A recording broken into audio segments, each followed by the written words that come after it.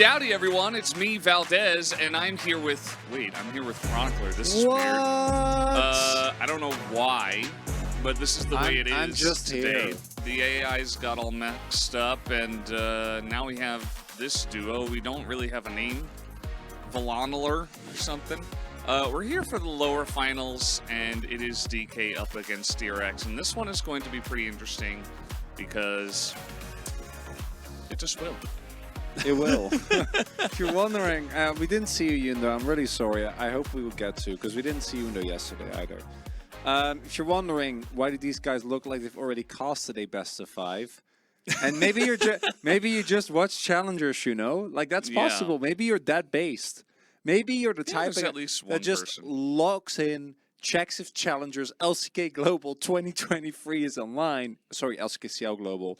And then if it's not, you're like, well, carry on with my day. But we had LCK finals yesterday.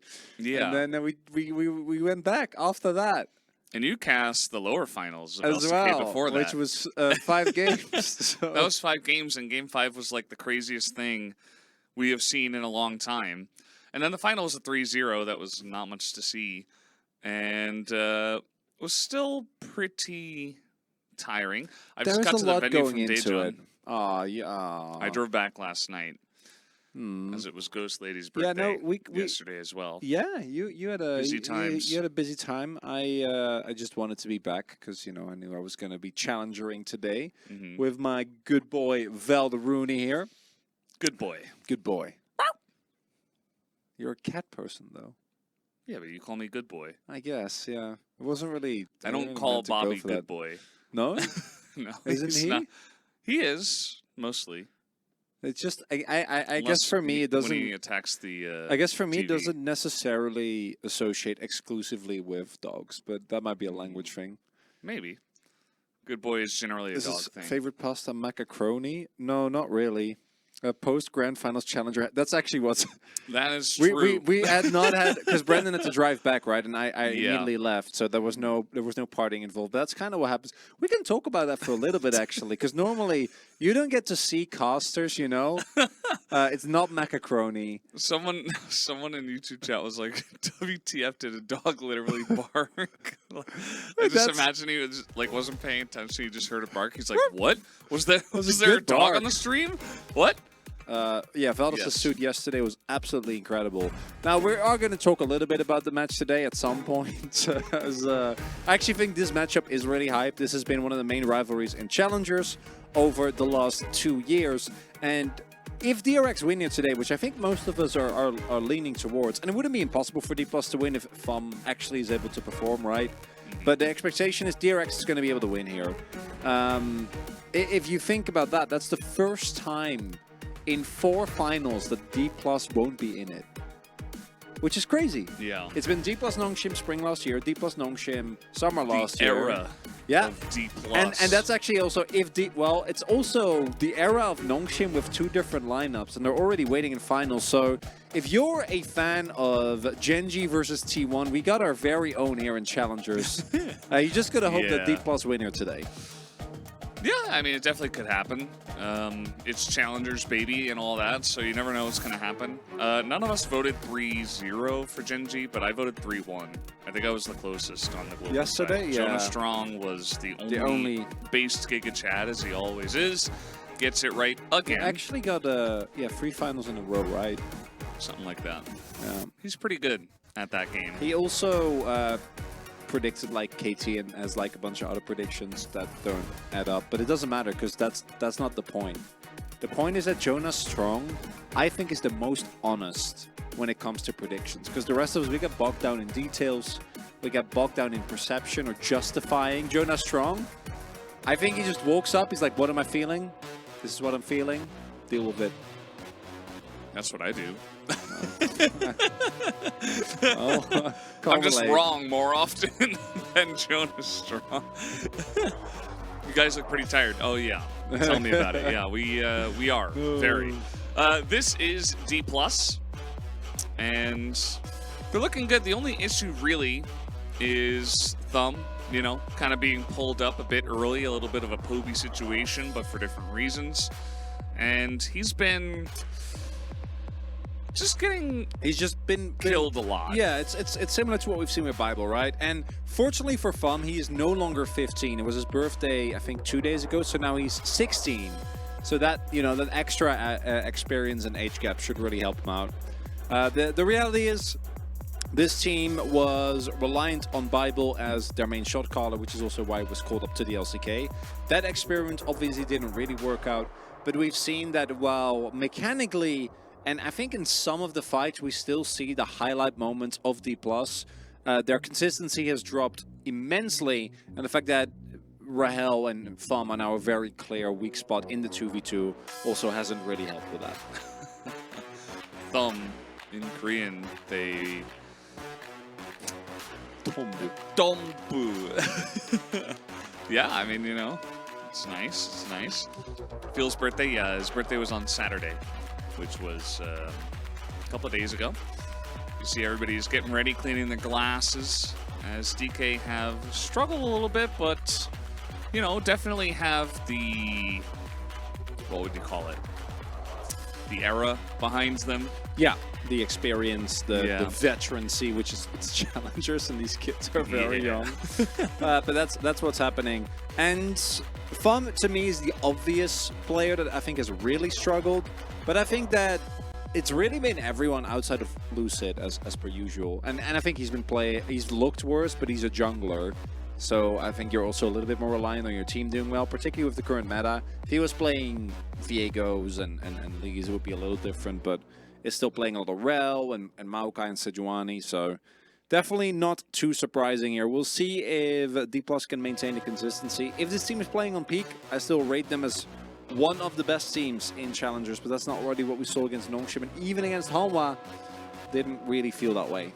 Tired LCK playoffs. Wired LCK CL playoffs. Yeah, the tofu shop. You know what's up. We actually just ate tofu. The tofu shop, yeah, we had mapadufu. And hello, Liam Peters from YouTube chat. My day has been great, although thanks, tiring.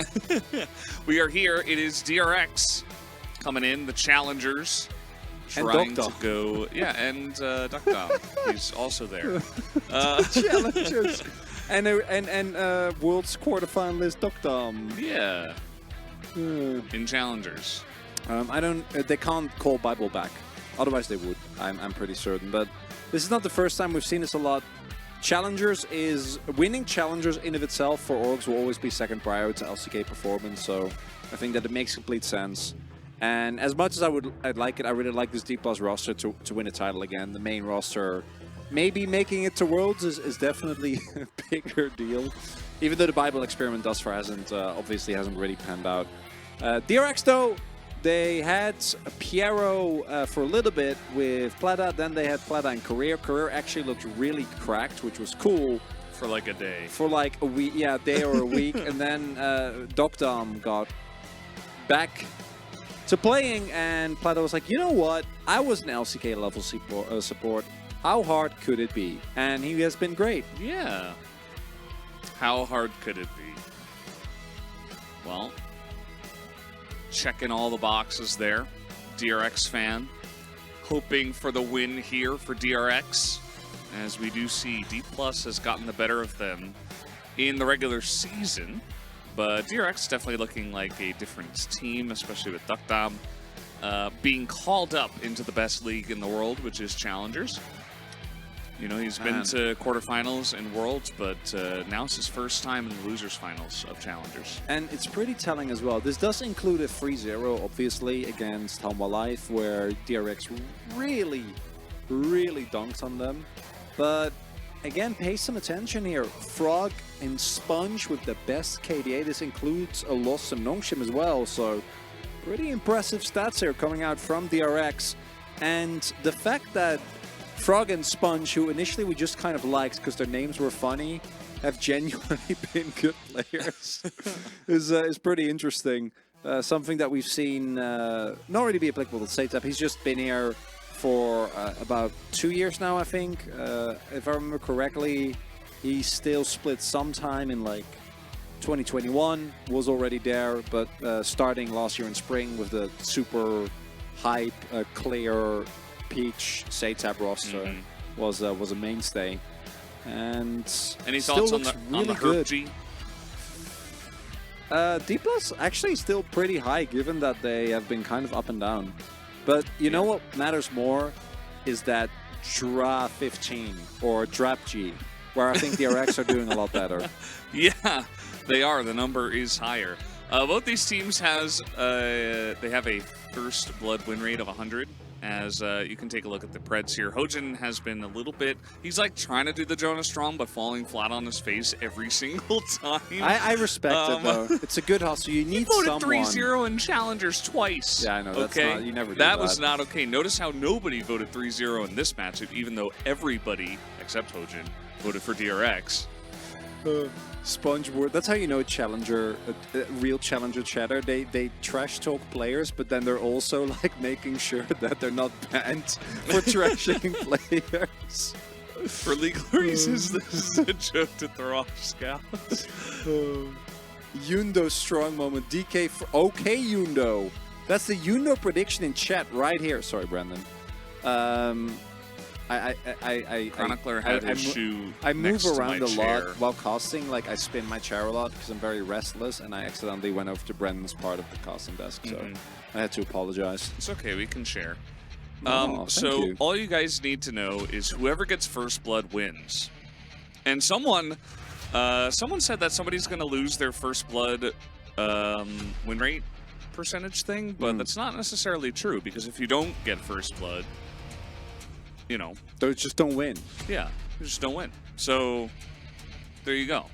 It doesn't have to happen. So you know, not financial advice, but that has been the way it's been bringing going. out the stats here. Yeah. If DK loses here, we'll lose. No, Lucid and like 100%. I think that these players, Lucid should. Lucid 100% should. Thanatos hasn't been as good recently, but I still think that he should be. I think it's similar to Clear, right? Where Clear, you saw, came in, had some great moments, had some not so great moments, not necessarily coming in on the best of team, but definitely caliber, or LCK caliber, right? And then I think Lucid is extremely hyped. Probably the best jungler to come up in a very long time, if he's able to live up to the expectation that has been set around him and has been set up by himself.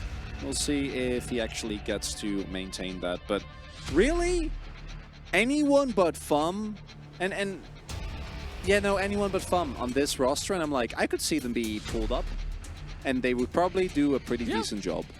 I mean, even Rahel, you know, he came up, he had to fill in for Deft for, I think, a couple of games, two or three, decent, right? He was all right, you know. Not did amazing. His best. No Pace, but you know, Pace is kind of a...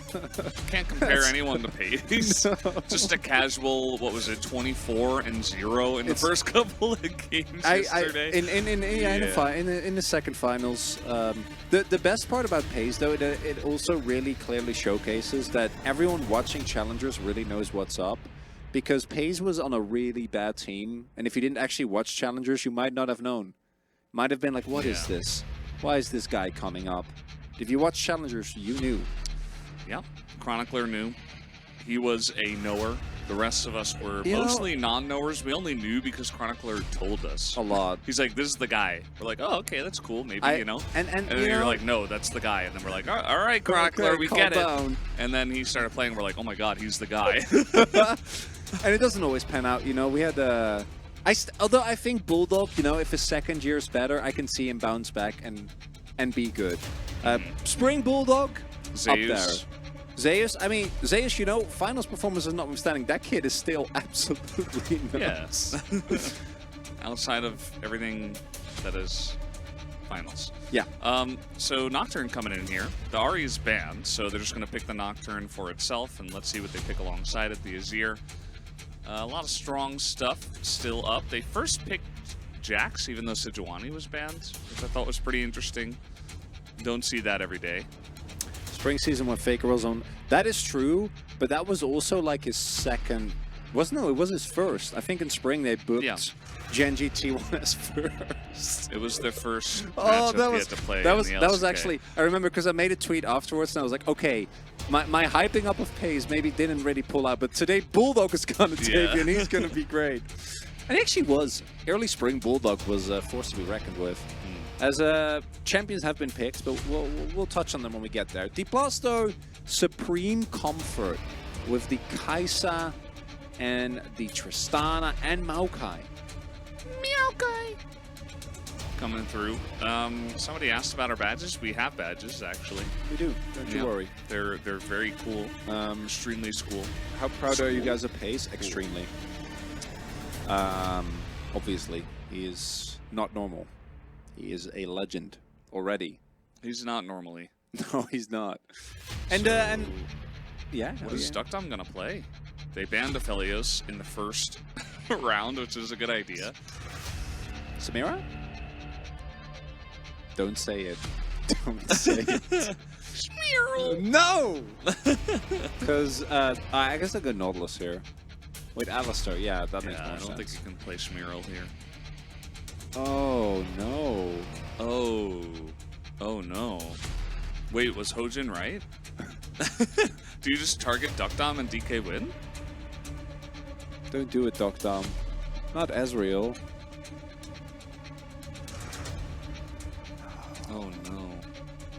Duckdom, you know, I can see in your face, you know this is not the way. Oh He no. locks it in. What if they play Galio? You know what the most baffling thing to me is about the Ezreal is that we saw Kai'Sa as specifically a counterpick into Ezreal when Kai'Sa wasn't meta, because Kai'Sa does so well in the isolated 1v1 against Ezreal, because if you hit a W, you murder him.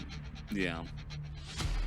I think Ashe. Actually, I think Ashe would be better. I think Samira would be better. Samira and Alistar obviously does feel kind of. They still picked kinda Rel. rough. Like, they could have gone for Smearl and try to rely on the triple threat. I like, yeah, you know. Samira. I like Ashe more. I like Neela more. MF. Yeah, actually, yeah. Can you even argue that there's not? This is not a bad Ziggs angle. Jinx. I like trying to. I mean, Jinx kind of. I think Jinx is so little. Like Jinx is Sivir? not very good right now. Sivir could have been good. fine. Yeah. Azir Sivir, the combo that got us to 94 minutes. I personally really like the Ziggs though, and I know Duckdom has played this as well. If I remember or correctly. Ziggs? I think he played Ziggs. Maybe I think not. he may have. I don't know if he played it here, but I definitely played it in the LCK. Karthus. Hey, I know I know bot lane Karthus is giga busted, but no one in CL is ever playing that. Duckdom is 2-0 on Ezreal. Okay. And Duckdom did play one game of Ziggs. He lost. That's it. That's the stats right there. Yeah, So he couldn't do it. Yeah. Couldn't Had do to it. pick Ezreal. Zangle. It's the Zangle. The Ziggs angle. Yeah, we got to go for the Zangle here. I'm a big fan of that. Or the Zingle. I don't think Zingle works because... Bot lane Karthus, you mean support right now? Chat, it's not the day for this type of stuff, okay? Brendan and I have had... Chat needs to not struggle today. Chat, we need you... Everyone, we need you to collectively keep it together. Yeah. That's all we ask of you. You think this is a 2-man cast? No, it's like a 2,000-man cast, okay? Yeah. Everybody And needs to be we're on the not same part page. of those 2,000 men. No. So I need you all to hold each other accountable. Be on your best behavior today, because we need it. All right, well, let's see if we've got it.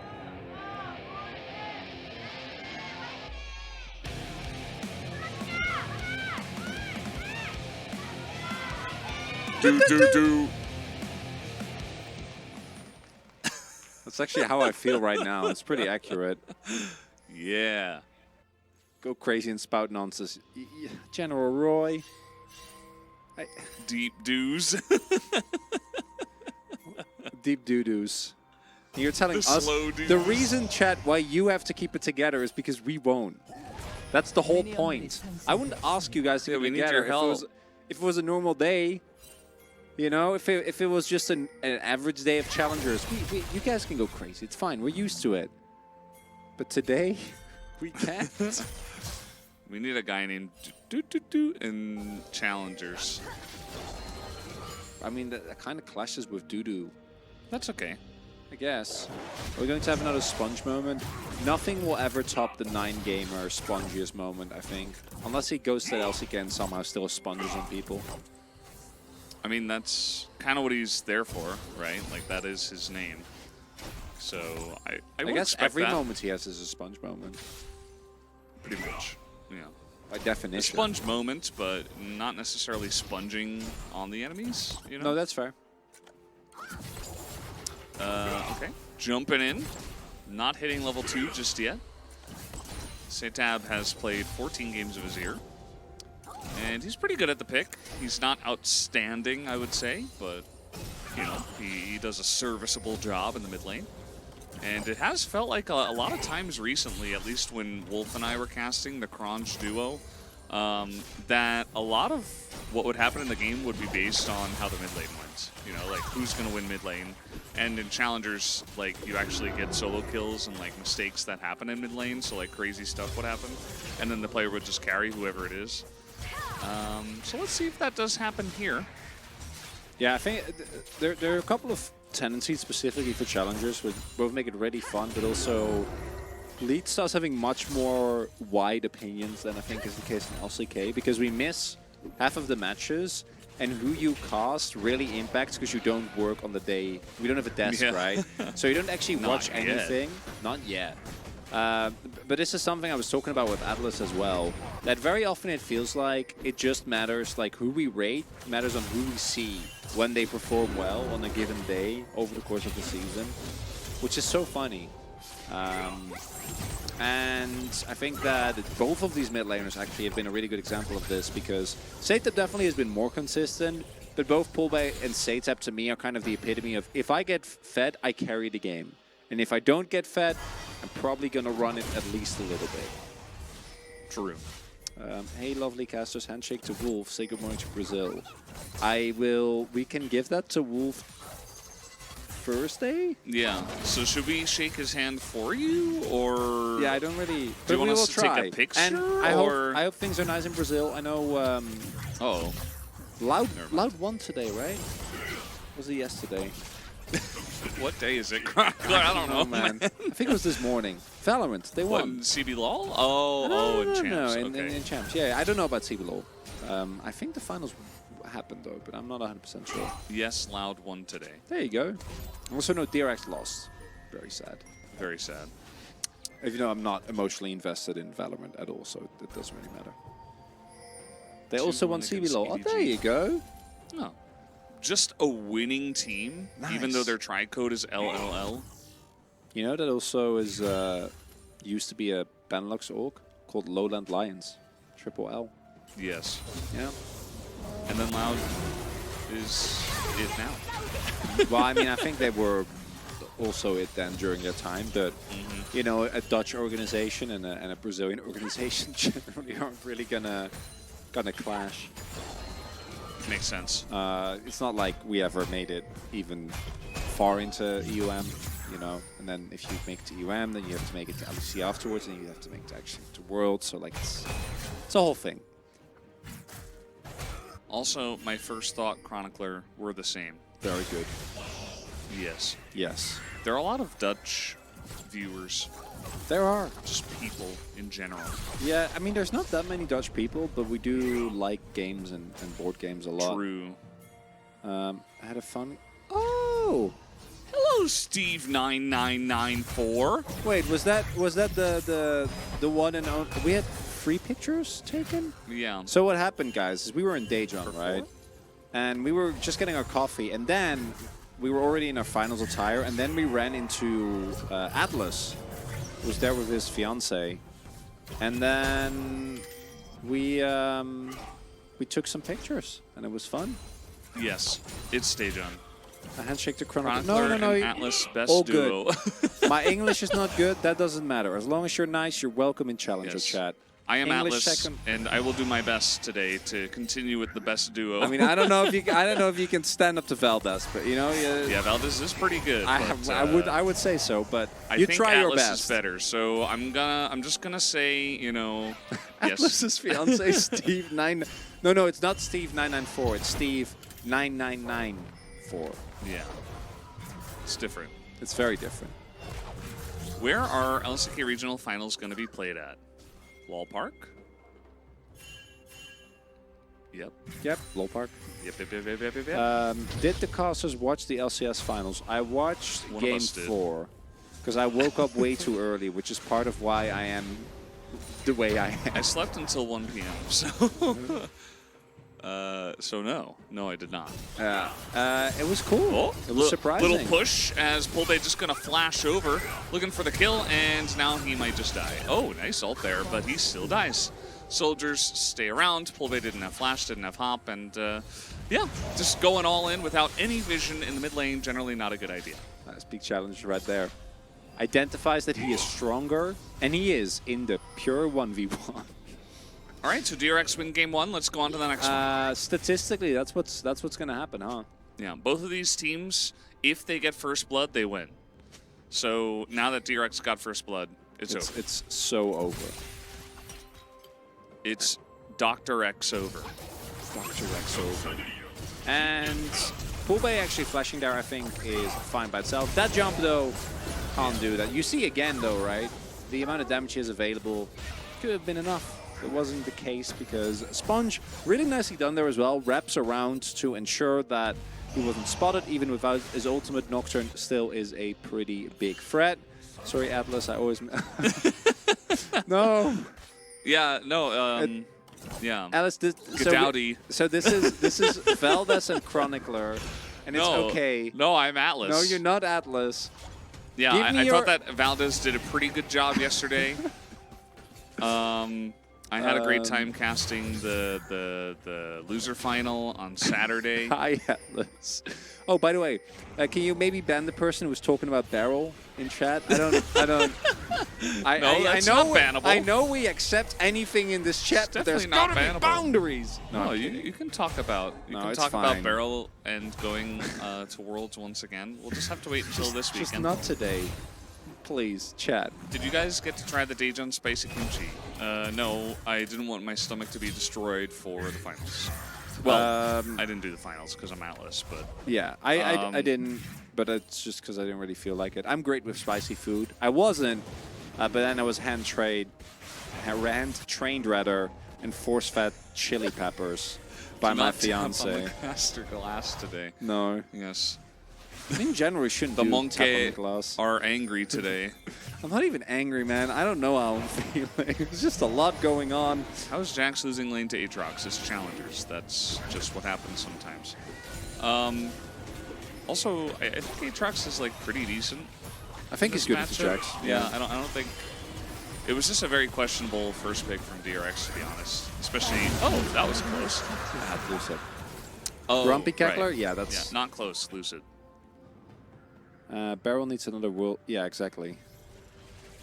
Exactly. Just challenger. That's how we explain anything. But looking at the early matchup, I actually wouldn't be surprised. Even though Aatrox isn't that great, it's really important to remember that there's also the type of champion where if Frog makes 2 mistakes in early laning phase, you just have no agency. Because then you get caught in a bad recall cycle. Like 2 or 3 sweet spots in the early lane. If you just misposition, if Thanatos outplays you, and you're just in really deep trouble, and then Thanatos comes back early with plated steel caps, and you don't really have an item, you have to, get your refillable pod, and maybe you're only sitting on boots, and it just kind of snowballs from there. It's also hard to consistently get value out of your Counter-Strike because of the way that the Infernal Chains work, so I think the matchup is definitely winnable for Jax, especially if he gets an early lead, but if not, and with some mistakes early on, I do think you can run into some issues pretty quickly. Yeah, I think it's pretty annoying to play as Jax. Like, if you ever leap, then the chains just hit you, and it really just messes with your tempo. Yeah. We've seen that a lot, in the trading already. Here comes Thanatos. Thanatos, by the way, pretty good at the game, so that's part of it, as Sponge. Nicely done there, but he is going to get world ended, and the fear does come down. Sponge still on the run here, flash, but no? Yeah, just gonna flash on him. There he goes, Sponge no flash, as he used it earlier, and that's just a solo kill in the jungle from Thanatos. He's back! Okay. We didn't see Thanatos for a little bit. He was pretty underwhelming in the playoffs thus far, but that's a Thanatos moment right there. We used to have a lot of those, remember? It's happened a lot. Sponge, I've been that Nocturne. That doesn't feel very good. You don't have flash. And unfortunately, not a whole lot you can do. I wonder if there was a possibility maybe for Seta to rotate over. Frog definitely couldn't. When do white people play? You're watching the wrong stream, man. This is the Korean League. I don't know if this we haven't had an import in the history.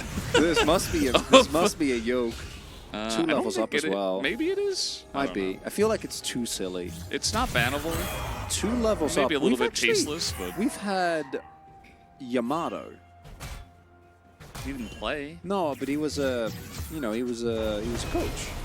Okay, well, gonna try to get some revenge up on the top side. This is Aatrox the double buff, but if you fear him for long enough, that will be enough, as Frog will pick up the kill. And I believe the transfer of the buffs is complete. And there is no opportunity, unfortunately, for Fanatest to press his ult button because he doesn't have it. Would have maybe been enough, not going to be the case. And instead, it is going to be a much-needed gold influx here towards the top side of the map as Jax gets time alone with a turret, which he loves. Yeah, 2 plates for free, and Sponge wasn't even there, so didn't have to even share it. There has been imports into Challenger League, but there's been a Vietnamese not into player. LCK. Ah, there you go. So Thanatos fakes it back, then tries to look for the all-in on Frog, and then... He's like, surely the Nocturne is on the top side. I mean, didn't he spot him on the ward? He was doing wrong. Yeah. Oh, no idea what happened there. I don't know how he didn't see it. Maybe it was like... If the ward is like right, but he set up his earlier play around that ward as well. Yeah, no idea. Just Thanatos playing great and then leaving us scratching our heads. Mm. Yeah, I'm talking about LCK, like, Tier 1, not Challengers. There hasn't been a foreign import into one of those teams. For Challengers, yeah, we had the BBQ squad. Malice, we've had T-Long, I think it was, for Brion. It was a Vietnamese player who was signed for a bit. Didn't play, though. Pulbay doing some... Well, he was trying to do some push bay, actually, but we did have Sponge there, who has been pretty active around the map so far, liking the way it's going here. Feditus is making sure he doesn't get poached. Yes, very true. That's the way. You gotta, you gotta balance it. You don't want to look too good, otherwise, you might get an offer you can't refuse from another region. You want to keep that offer kind of middling, so that you can deny it and stay in Korea. Arya, definitely. We've had players that... Arya is Korean. Yeah. I mean, we've had players that went to LPL first and then came to Korea, but I don't think those would count as imports because... Yep. It would be, what would be a gray area if, like, Doinby ever came back? But even then, I don't think it would really count. No. It doesn't. So Pulbay doing some more push bay, actually, is going to get the first turret on the bottom side of the map. And meanwhile, Lucid just getting another objective. So DK, yes, this mid-tier 1 will go down to DRX, but DK are getting some big other ones on the map, although they're not responding to this at all. So, wait. Wait, guys. Okay, Lucid gonna press R, but the turret already died! Well, that wasn't a good idea. Sorry, Thumb. Yeah, you're dead. Duck Dom gonna take that kill, as meanwhile, maybe he was doing it to delay their backs so Pulbay could push. Yeah, my charitable approach there is that he actually tried to set up something. I think it was just a mistake, though, as Fan was in trouble here. Uh-oh, pressing some R buttons. He's like, yeah, I'm just going to take the CS because I'm dead anyway, but it's a 2-0 Jax. Keep in mind that he didn't have his first item even yet. So Frog going to be a huge menace in this game already, as DRX kind of bopping them over the head in this game. And that all started from D+ not being happy about the fact that they got a second Drake, which I think is actually super valuable, and a bot side first turret blood, right? Could have just played it a little bit slower. Instead, we see a really nice punish. This Nocturne has been huge here for Sponge. Really think that has been one of the big difference makers. even though he did get solo killed, but still has like had the best impact on the game, which is pretty funny. As Thanatos, yeah, you know this feeling. The moment that Jax jumps in the turret, you're like, oh, I'm so dead. But he should have known, because they lost control of that top side quadrant when Thumb died. So definitely a big mistake from Thanatos there, and this is what we've been talking about with D+. Mechanically, a lot of these moments look fine, but when it comes to actually being at the right place at the right time, DRX starting to build some leads here. But if D+, you know, get an extra Drake, and you're playing Ezreal into a team of Mountain Soul, then hey, anything can happen. A. Hey. B. Hey. C. Yeah. I kind of agree with Moose Knuckle on this one. What happened? We answered your question. He asked the same question, and he said, not a racist question at the end. What do you The one mean? about when are the white people going to play? Like, this is the Korean League. You're What are watching you the wrong talking stream. about, bro? You're watching the wrong stream. Anyway, if he asks it again, I will just ban him. So let's see. Yeah, DRX is pretty comfortable in this game. They're all very good players, just not smart. That is challengers.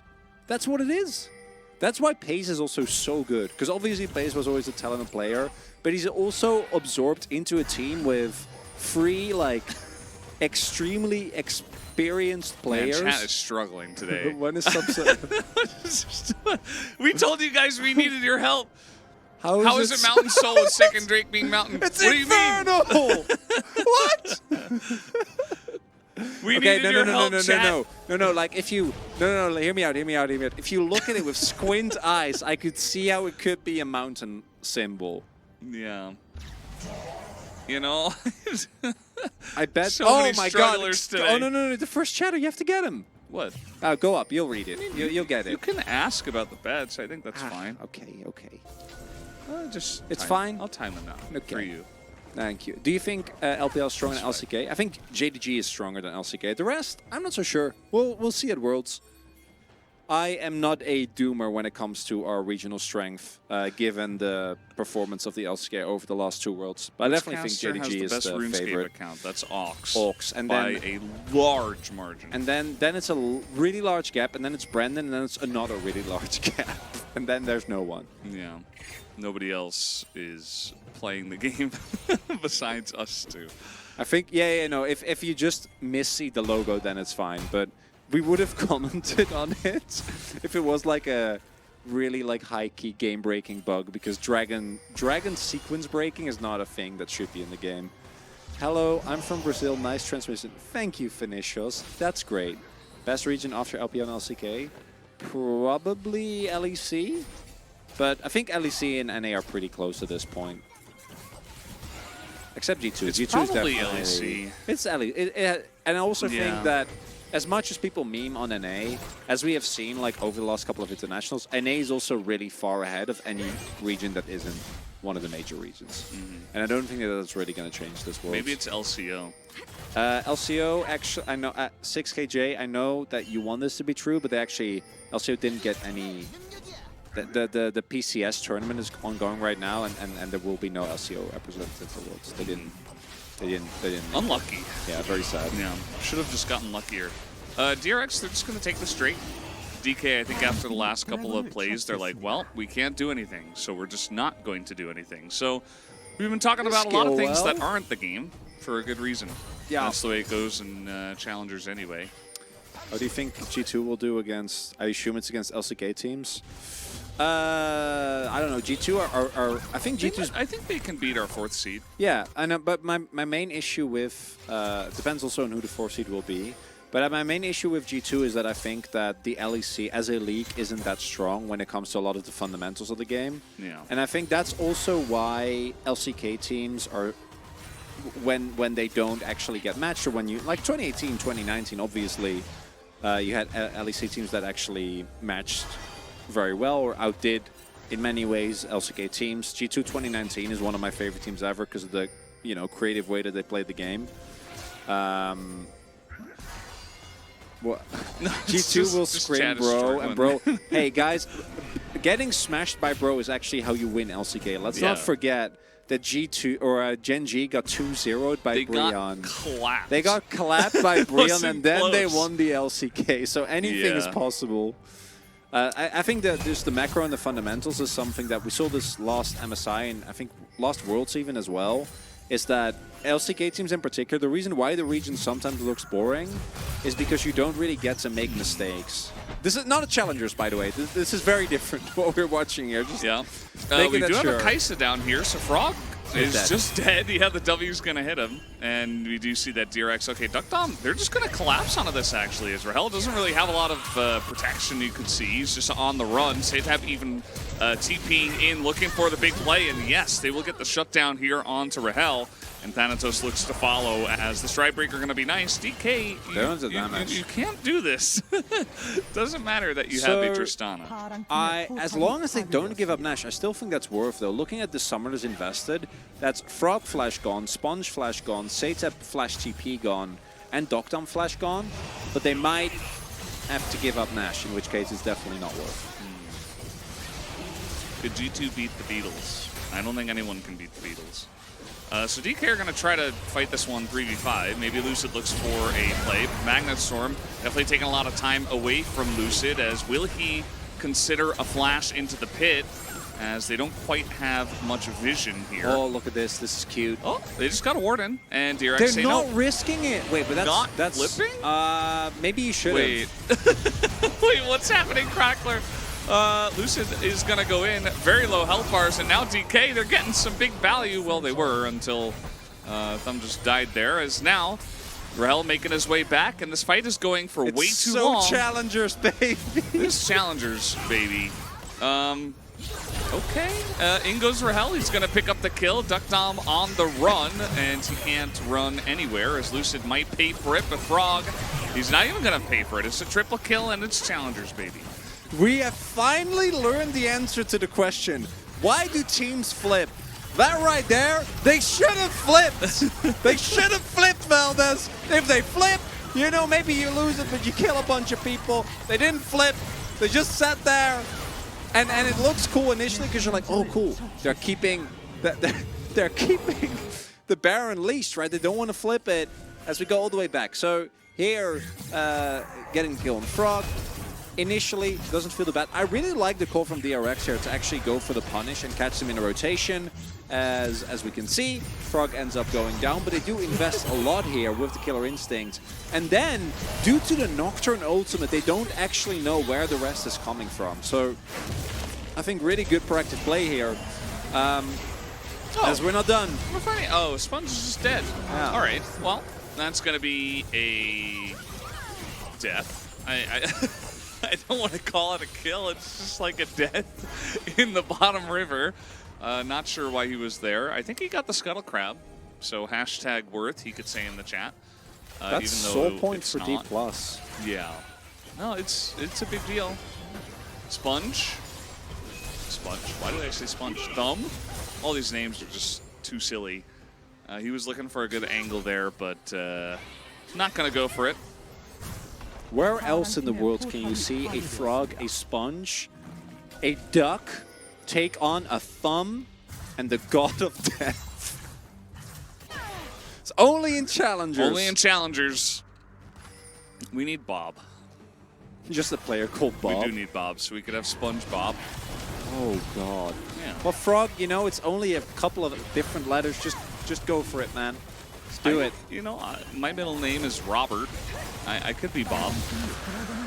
Sure. Just go get the Challengers, though. Let's be. I think I'm gonna change my caster name to Bob, so you can cast Sponge while being Bob. I'm just gonna be Bob Valdez. It's my new caster name. No, I'm Atlas, actually. So we're going to engage here on the Satab, who does TP in and nearly dies. Very, very close, so Plato will die for him instead, as DK now just running away with this game. Meanwhile, Frog just in the top lane. He says, well, I can't help you here, so I'll just push, and not much I can do. And it looks like D+, at least in this first game, have found an answer to how do we make sure that the Thumb situation is not a problem. It's ban everything for Dokdam, so he's stuck playing Ezreal.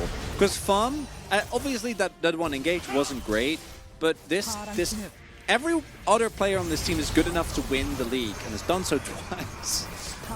So as long as you're able to not be an active liability, D+, still a really good team. They got a lot of comfort in, a lot of power in the draft. And for now, it seems to be working, because specifically if it was just the Baron, it would be one thing. But the fact that they got the Mountain Soul, I'm like, even for challengers, this is looking pretty well secured. Yeah, that's DRX stopped hitting Baron. DRX are supposed to win, That's what happened, yeah. They got first blood. I know. Maybe the stats lie to us. Maybe they can still win. Casters, what's your prediction for this series score? I'm gonna say 3-1 for Nongxin. Yeah, I'm gonna say 5-2 for the Yankees. And you know, DRX aren't out of it yet. Just waiting, you know. It's never over. Dom is farming it out, right? He's looking for his LDR. He's getting there. Oh, wait, no, he's not going to LDR. He's Ezreal. The Yankees can score 5 runs. I don't know anything about baseball. Is that a lot? No, it's not a lot. Maybe they're not doing well. I don't know. I haven't watched in a very long time. How does this affect Umti's legacy? That's a very good question, Pillman Sumo. Actually, what we learned is, again, the fact that Brion 2-0 Gen.G and then G then won immediately afterwards the LCK just showcases that they could have had it all, but they just don't need it. They've transcended. Wow, seems like the Yankees aren't very good this year. Today we learned. There's a lot of people that are interested in it. You're from New York. Yeah, I just don't watch baseball. No, why would you? I'm not a baseballer. Gotta watch hockey. Hockey. Hockey. Cyrilda's finished for Duck Damage. Watching sports. Lol. Watching esports. PogChamp. Lol. I did not like saying that. I hope it sounded better than it did to me. But I don't think no one likes baseball. They only like the numbers that come out. Oof it. Canadian? I don't even know what that means. Good job, Chad. Thanks for PogChamp. Cringe. Yeah. We are half of the Cronge duo today. Maybe now it's the. Well, actually, I'm Atlas. I keep forgetting that I'm Atlas. It's still the Cronge duo. Because I'm Kron Ikler. Oh, true. Yeah. I'm lost on my LCK Worlds fanfic. Okay, you know, I'm sure you can figure it out. DRX waiting for an opportunity on the Baron. It's not up yet, so they don't really need to walk up. Death cap complete for Setab.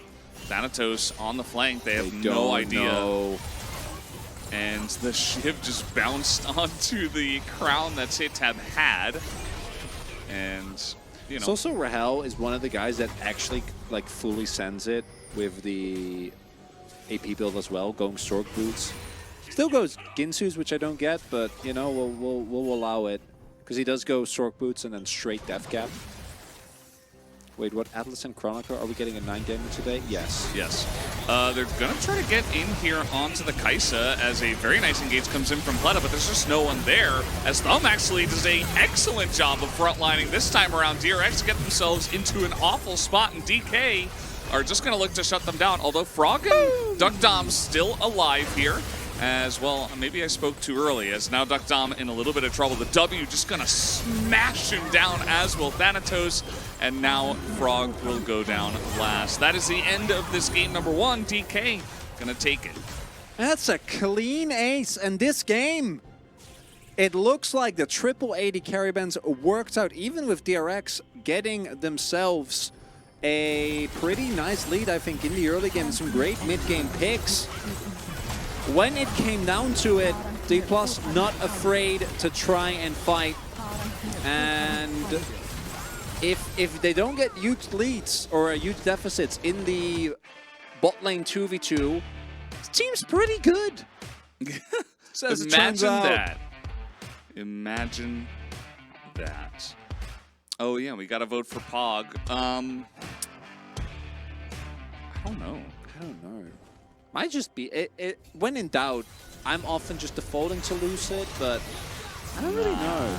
I don't think it is him this time. Maybe it's Thanatos. You know, he had those. It's like Thanatos or Rahel, I think. I like Thanatos. I think that he had 2 oopsie plays, but his challengers. Mulday actually was really good as well. Outside of that one gang. For POG though. I'm Thanatosing. I'm doing it. I'm locking it in. All right, I'll go bot then. We spread it. I like that. Yeah, spread it. What about Thumb for being super cool? I do really rate Thumb, and I think he is very cool. But I also do believe that he did not do that much outside of that one fight. True. At the end, which he did well, which is good. Our expectations for Thumb are set at a very reasonable level. Just don't die in the 2v2, and you know, peel in mid game, and then that's pretty much it. Super shy, True. I like that. Yeah, the super shy Pog. If we gave that, he would get it. Based budget Atlas boom boom damage vote. True. Did I eat that before? No, I have not. I assume it's a Brazilian dish. I'm sure it's delicious. Thumb will declare a Thumb war. What if DK just 3-0? That would never happen. It's challengers, but like, what if that What happens? if? Well, they're good what enough. Does it mean? Nothing. I don't know. I've stopped trying to learn things when it comes to challengers. I'm just let it happen. Yeah, you just don't try to analyze it too deeply. it's like an art house movie. You shouldn't look for meaning in everything. You're just gonna go crazy. Just watch what happens. Experience it. 3-0 for DK was his prediction. There was only one prediction for. It's a chocolate dessert. That sounds very nice. Thank you for the recommendation. I do love chocolate. I don't know how you guys always have the best casters. Aw, thanks, Barry. Thanks, your boy, Barry. And Rahel is going to pick it up. The boom boom damage vote with only just under 600 DPM. I think Rahel played a great game. The one time he died was when they went for a proactive play, and it was just a good response from DRX. Rahel is not the player we often talk about, but I, at the same time, feel like he is really essential. Why does this guy's have CC score? What does it mean? Is it? I don't know. I'm like, is there a slow on her?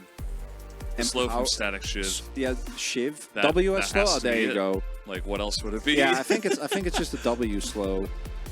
But Shiv doesn't know. Wait, Shiv doesn't have a slow. No. Oh, I just got chat boomed. That's okay. That's fine. Rahel had a great job. I think it's game. Rahel, Thanatos. I think Rahel played a cleaner game. Thanatos had some cool high impact moments, but I'm down with this. Rat buff could be. Who knows? Could be. Either way, Rahel's gonna pick it up for game number 1. What's gonna happen? I don't know. This series? Because this is also What does it mean? This is also with DRX. You know, looking so good in their previous series. That they did. And guys, we are done with game 1. We will be back for game 2.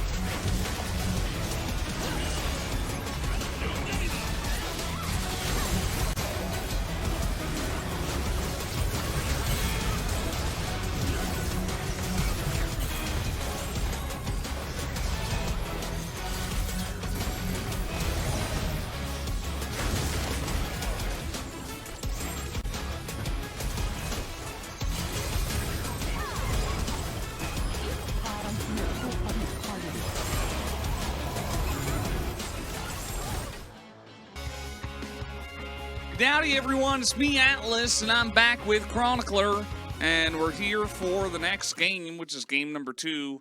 And game number 1 was a surprise. DK came out very strong. Why? I know Australia is like beneath the equator, but why was Atlas southern? I don't know. I'm American. Can't do a southern an Australian accent. Wait, no, I'm Australian. So you try to do a yeah. You were going like full. I was trying to do a Valdez accent. Daniel Craig in Knives Out. How are you so handsome, Chronicler? Southern American Aussie accent. Atlas shaved? Yes. It was red buff. Yeah, that makes sense. Is Zeus going to hell? Yeah, do you know the meme? No. No, so basically, because Zeus absolutely bopped Keen, right, in winners bracket. Or in the losers finals. So he apparently said, and even in the games before that, yeah, I just told myself, if you lose, you go to hell.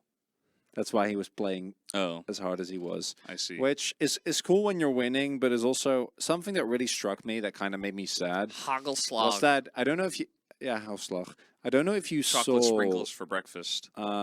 If you saw Zeus's face, I'm a Zeus fanboy of the first hour, right? Zeus's face after they won against KT, because everyone was losing their minds, and he was just sitting there like, yeah, it's not a big deal. KT aren't that good. that made me a little sad. Stare. What should I eat in the Netherlands? So if you want Hagelslag is good. What else? Don't eat it. Actually, it's chocolate sprinkles for breakfast. Or you don't have to eat it for breakfast. You can eat and it then for Chronicler lunch. makes fun of us for having sugary cereal. Well, yeah, it's a treat. You don't eat it every day. And also, you generally only use it a little bit. More popular, so you do like the peanut butter, and then you like a little bit on top. If you want actual Dutch food, I don't know. They have great soups. Our toasties are really good. Do you guys know toasties? Cereal can be healthy though. I mean, it can be, but most of it definitely isn't. Stroopwafels are good. Dutch cheese is incredible. Dutch bread is great. What about Frikandel Special? Yes, that is definitely. I mean, that's a Dutch classic. I'm more of a. I'm not really a frikandel kind of guy, but they are really good. They're great snacks. Lekkerbek. Lekkerbek. Yeah, that's that's like cod, like fish and chips. How about croquetten? Croquetten? Yeah, croquettes. You know those. It's ragu, like. I actually am not gonna bother to explain. Croquettes are nice. They're delicious. It's a fried thing. The best Dutch food is chicken. No, Astronautilus, we've been over this. You will no. You're a great guy. You know, it was cool meeting you in person, but I will not stand for this offensive use of my culture. Sit next to me. Sorry? You won't stand. You'll sit next to me. Ay, come on. It's a 5-game day. It's a long day. No, we got lots of time. Oh, you are Atlas. That's why you're. Yeah, I'm Atlas. I'm like Veldis never used. Yeah, like Veldis never is the guy that's like poke. Do you get know annoyed, that the song Chronicler starts barking? Yeah. You met the Astronautilus. I was very lucky. Good boy. It just sounds like they're making up words. That's just Dutch. Actually, Atlas described this yesterday at the LCK dinner. He was like, Dutch sounds like someone is just speaking a made-up language. Pretty much. I like the Dutch, like pickled fish on a herring. Yeah. So raw herring on a bun. Yeah, with onions. Harrison? Dan? Herring, the fish. Ox? No. Oh. Did Atlas just woof? Yeah. I mean, that was me. No. Yeah. I barked. Did you as well? Yeah. I won't stand for this Dutch. I love the Netherlands. Netherlands is an amazing country, but Dutch as a language, it rains too much. Yeah, you're from New York. Dutch people aren't real. I've heard that. Much in New York as it does. As we have an issue with Setup Space PC, so as soon as that's fixed, we will get back to it. Have you been to Nordic countries? I've been to Sweden and Finland and Denmark, just not Norway. And they're all great. Sweden probably my favorite, or Denmark, I'm not sure. Are Dutch people as real? Well, the LCK casters aren't real, and neither are the Dutch. Yeah, especially the challengers guys. Those are None of them are those real. are fake. Finland feels okay, man. I finished Chocolate was amazing, and I thought Helsinki was really pretty. I've been to Spain. Went to Barcelona and Valencia. Ooh, awesome. Very, very nice. Went to the beach. Have you been? I've not been to South America. I have been to South Africa though. Nope. That was wild. But never South America. South America is really far away from everywhere that I've lived. It's kind of hard. Argentina is a goofy country. What is Chronicler? New York food was great. Really, really good. Yeah. Thought they had a lot of amazing food, unsurprisingly. Deli sandwich or bagels were great. I actually, fortunately, had some great recommendation from my good friend Brendan Valdez, who obviously isn't here today because I'm casting with Atlas. Love that guy. Yeah, he's a good dude. Yeah. Argentinians Yes, you in made the up a chat? person. Nice. Love that. You guys been to Vietnam? I have not, personally. Not I yet. have not been to Vietnam, but I would love to go. I'd like to see more places in Southeast Asia. I've only seen Indo, which obviously has been great. But that's the only one. Atlas? Atlas is a Chad, yeah. Not like Veldis. Yeah, I'm Valdez definitely just- more of a Chad than Yeah, than Veldis is just playing RuneScape all day. Yeah. I like to actually go outside and like do things Sometimes. sometimes. When you're not playing gacha games. Yeah, I mean, you could do that outside as well. True. Thoughts on first pick Maokai and not Jax this time? Improve. It's good choice. I like it. Improve. Improvement. Tristana Kaisa. Yep, they're gonna keep picking it, and why not? Oh, Worked hey out well. Valdez, what's up? Make sure you get on that Skynet and ban a bunch of people. We definitely need that today. Can everyone add that Atlas OSRS. guy and say hi Valdez, just so he feels welcome? Yeah. Just making sure. Ooh, the Zaya. I There like you this go. change up here for DRX. Yeah, it looks Actually a lot better. picking for their carry. Perfect, thank you, chat. See, chat, if you put your faith in chat, chat will deliver. Atlas just got here. He's like, what? Man, now I understand, guys. So this Wait, is sorry, a Valdez just got here. Korean stream. There are no Americans. Yes, Candy Addict.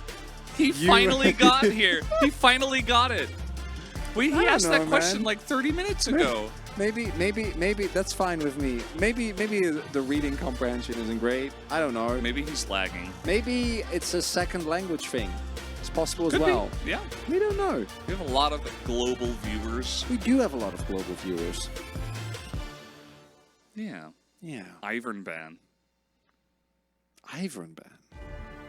This isn't the LAC, but you Okay, know, Lucid. if you're gonna play it with a comp, it's probably this Lucid, it's time to slam that Trundle. one. Trandle. Trandle in the Maokai? You know my dad's name is Randall. I do, yeah. Yeah. I am aware. I've heard a He's lot great. of stories he about... is like the best retired man ever. He is so good at being retired. He just like wants to go to the beach and just drink wine and hang out, and you know, he can go work at the business if he wants to. Yeah, it's but not Randall he and doesn't have Robert. to. It's Randall and Maxwell, obviously. Yeah. No, I'm not Robert. Yeah. That's Valdez. I think I don't really know what Valdez's middle name is, but it might be that. I hope Riot lets LCK take Worlds of production this year. I feel so. I think I've worked, having seen and like worked with a lot of the other productions. Obviously, we like the LCK the most because we work for the LCK. Wait, really? I like Challenger League the best. Okay, that's actually, you know what? Yeah. I counted that as part of the ecosystem, but good point. Mm-hmm. But the one thing where I will not accept anyone else is observing. Our observers are actually, like, Yes. non-biased, 100% the best. Jonas Strong is the GOAT, best observer in the world, without a shadow of a doubt.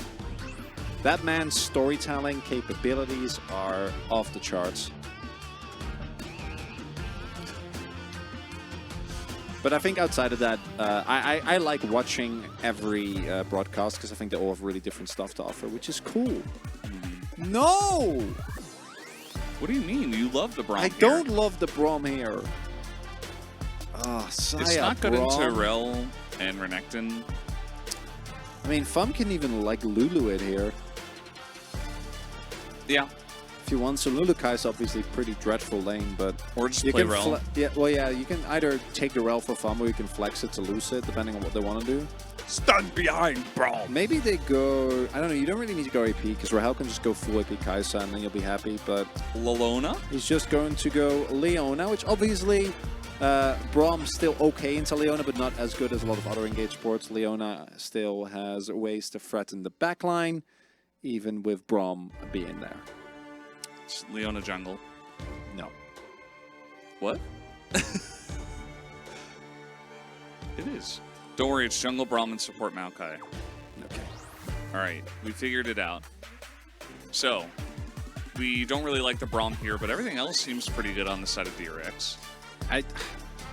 This must be a kind of a champion pool thing, I think, for fun, because I think there's a lot of picks that can punish the Braum better. But trying to go all in on dive and aggression is definitely the D+ way. Trying to do that into Aatrox, Xayah, and a Zerdo, I think, is really doomed. And Maokai. So, to me, this game boils down to D+ either mega snowball in like the first 15-20 minutes, or does Rahel get the free items? Those are your two win cons. If you don't hit either of those, I don't think you're winning this game. This DRX comp is a brick wall. Like, trying to dive into it, it looks miserable. It does. You can't. You cannot, but you have to. Because you have Rel, Tristana, and Renekton, and... Kai'Sa W. Yeah, well, that's my point, but then you need... Just don't hit the Braum. Yeah, but you need free items for that. It's challengers. We're going to get 3 items. You know what? Good point, Atlas. We're just going to sit here and wait it out, Atlas. you know. One of the teams is not going to be able to end it, and then we'll just have, you know, a long game. With lots of Gathering Storm, for sure. Gathering the Storm. Well, speaking of Gathering the Storm, it looks like we're ready to hop onto the Rift for game number 2.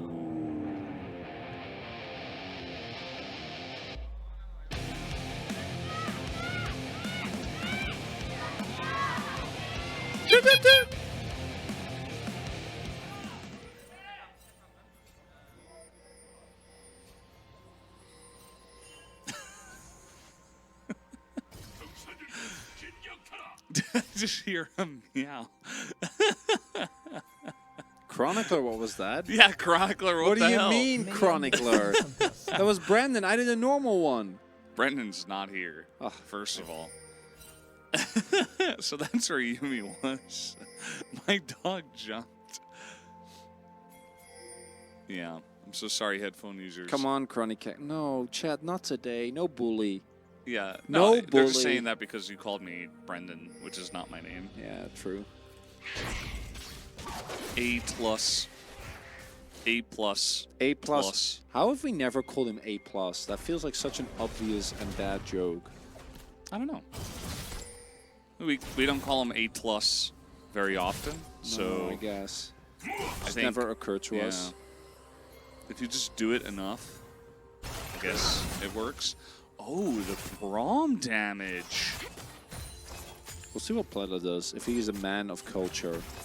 Breadman Valdez. An unfortunate, normal Brahmer who just goes Q-Max.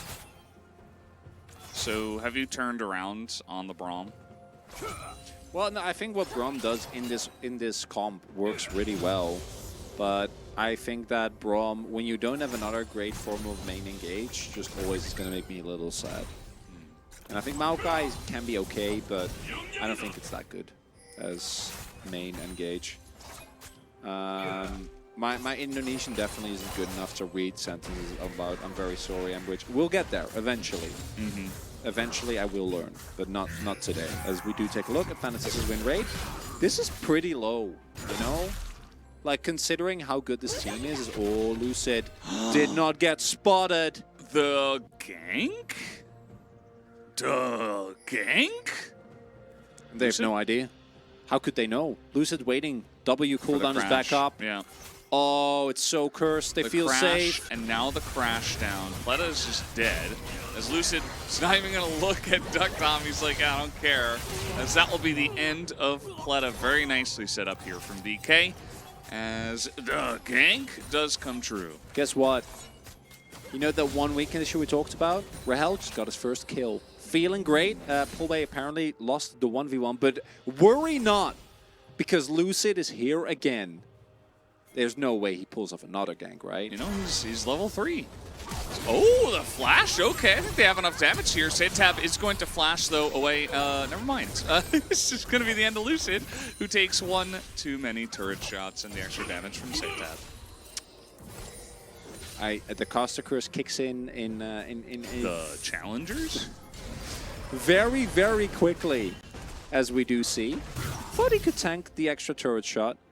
Pulbay also one extra auto and he would have gotten the kill. I think he might have wanted to flash for that, particularly because Lucid was still tanking. So I think that one is more so on Pulbay. If you trade 1-for-1 there, I think it's still fine. Lucid obviously overestimating his own tankiness. This gank though remains very clean. The 2v2 is impossible. Lucid making sure that he just gets the empowered or the mount up auto. And then here we take another look. Again, goes for the flash Q. The level up there is really big. That's what actually keeps him, yeah, the Q flash. What actually keeps him alive. And then here, just enough damage. Ends up going down. Tab, good job avoiding the gank though, because if he dies there as well, that's immediately the entire early game in complete shambles. No, not too bad. As Thanatos and Pulbay have gone cold. So Thanatos actually, I assume, didn't really watch how the early laning phase went, but I assume just backed on like the first 3 crashed waves and then was like, I'm gonna get a call and I will be fine. As, oh no. Sponge, not in the best of spots, may have to flash. Just gonna flash to be safe as the damage comes in, and yeah.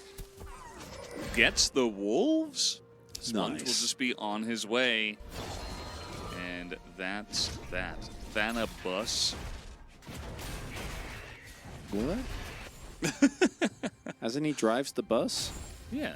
So we have double call on D+. That's going to be... Like the Brendo bus. No, I get it. I don't know why you're talking about Valdez's car, but... Yeah. Would any of the LCK CL support a return of blind pick for Game 5 in the best of 5? Depends on where. For challengers, yes. For actual LCK, no. I don't think we should bring that back. As fun as it was. As thumb as it was. DRX just going to get a Drake here. Mountain Drake. Feeling pretty good. Do we get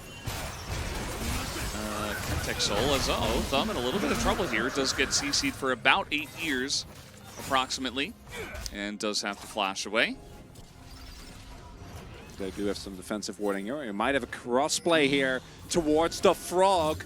There is no wave at the moment, and I think that they know that this is coming as well. But I don't think there's anything the Frog can do. Sagat doesn't have his flash available or his teleport either. Now they know. Frog in a lot of trouble as the CC chain is there. He doesn't even get to attack once as Pulbay takes a bunch of damage. Doesn't matter. It is a massive play for DK. Although, down on the bottom side, trying to dive Rahel here, who flashes under the turret once again. As Pleta trying to tank this one up, but the W does come in as well as the Q. It's still not enough. Pleta will live. Oh, and Pleta, even with the 3 points in Q, not going to go down there. I think that's the extra damage that he needs. Smite fight?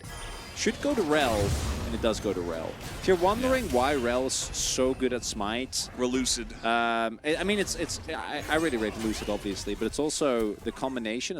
I don't think he dies here. The slow is annoying, but Rel's really tanky, guys. Right? He's W as well. I think he's fine. Sponge just bullying. Yeah, as I was saying, the reason why is because you have extra monster damage modifier on your Q and then also on your empowered E auto.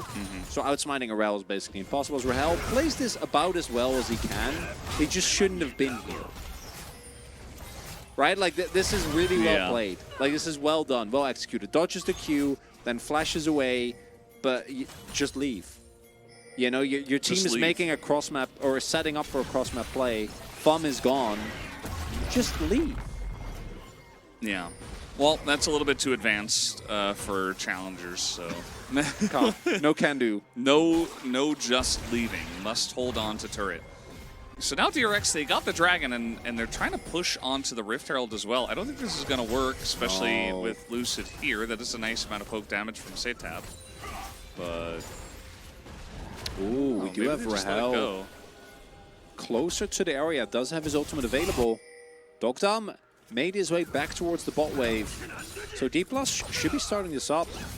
But if they don't respond in time, then DRX are going to get a decent amount of damage towards the bot here. It looks like this is really nicely done here because DRX make the read that Rahel rotates over, and as a result are not going to contest. But then Rahel rotates back in time. And I think with his ultimate and cleanse available, should be able to clear out this wave and not get those. We'll see. At the very least, they are going to get the top side Herald. And again, remember, there is a double call on D+. So they are going to just get a humongous gold swing once those two items are finished, which is in about 40-something CS. So at about 15 minutes, which probably is going to be the... like halfway to the third Drake, D+ are going to get a big gold influx, which might be able to use. And kind of need to, because again, the more gold you can get on the Rahel, the better. On the Rahel? On the Rahel. Yes. The one and only. I thought you said the Rel. Oh, no. No, you don't need confused. gold on Lucid. He gets his own gold. See? Yeah. Easy. Got Got the Gromp. Little Smiter Rooney from Sponge. Got some fighting in mid, as Polbase standing on top of two soldiers is not going to win that one. Yeah, Griffin won yesterday. Should have seen it. It was a great fight. Can't believe Chovy finally won a title. Yeah. And the hands, right? Yeah. Viper. Charson. Sword. Yeah. Thoughts on C9 losing to our energy today? Didn't expect it. Very cool. You know, go NA talent. Good for them. What do you think about the name Dad with Milk 6969? Just curious. For no don't reason love in it. particular. Yeah. Don't love it. He just went to the store to get some milk, obviously. I'm feeling neutral about it. I'm never... Maybe he was born in 1969.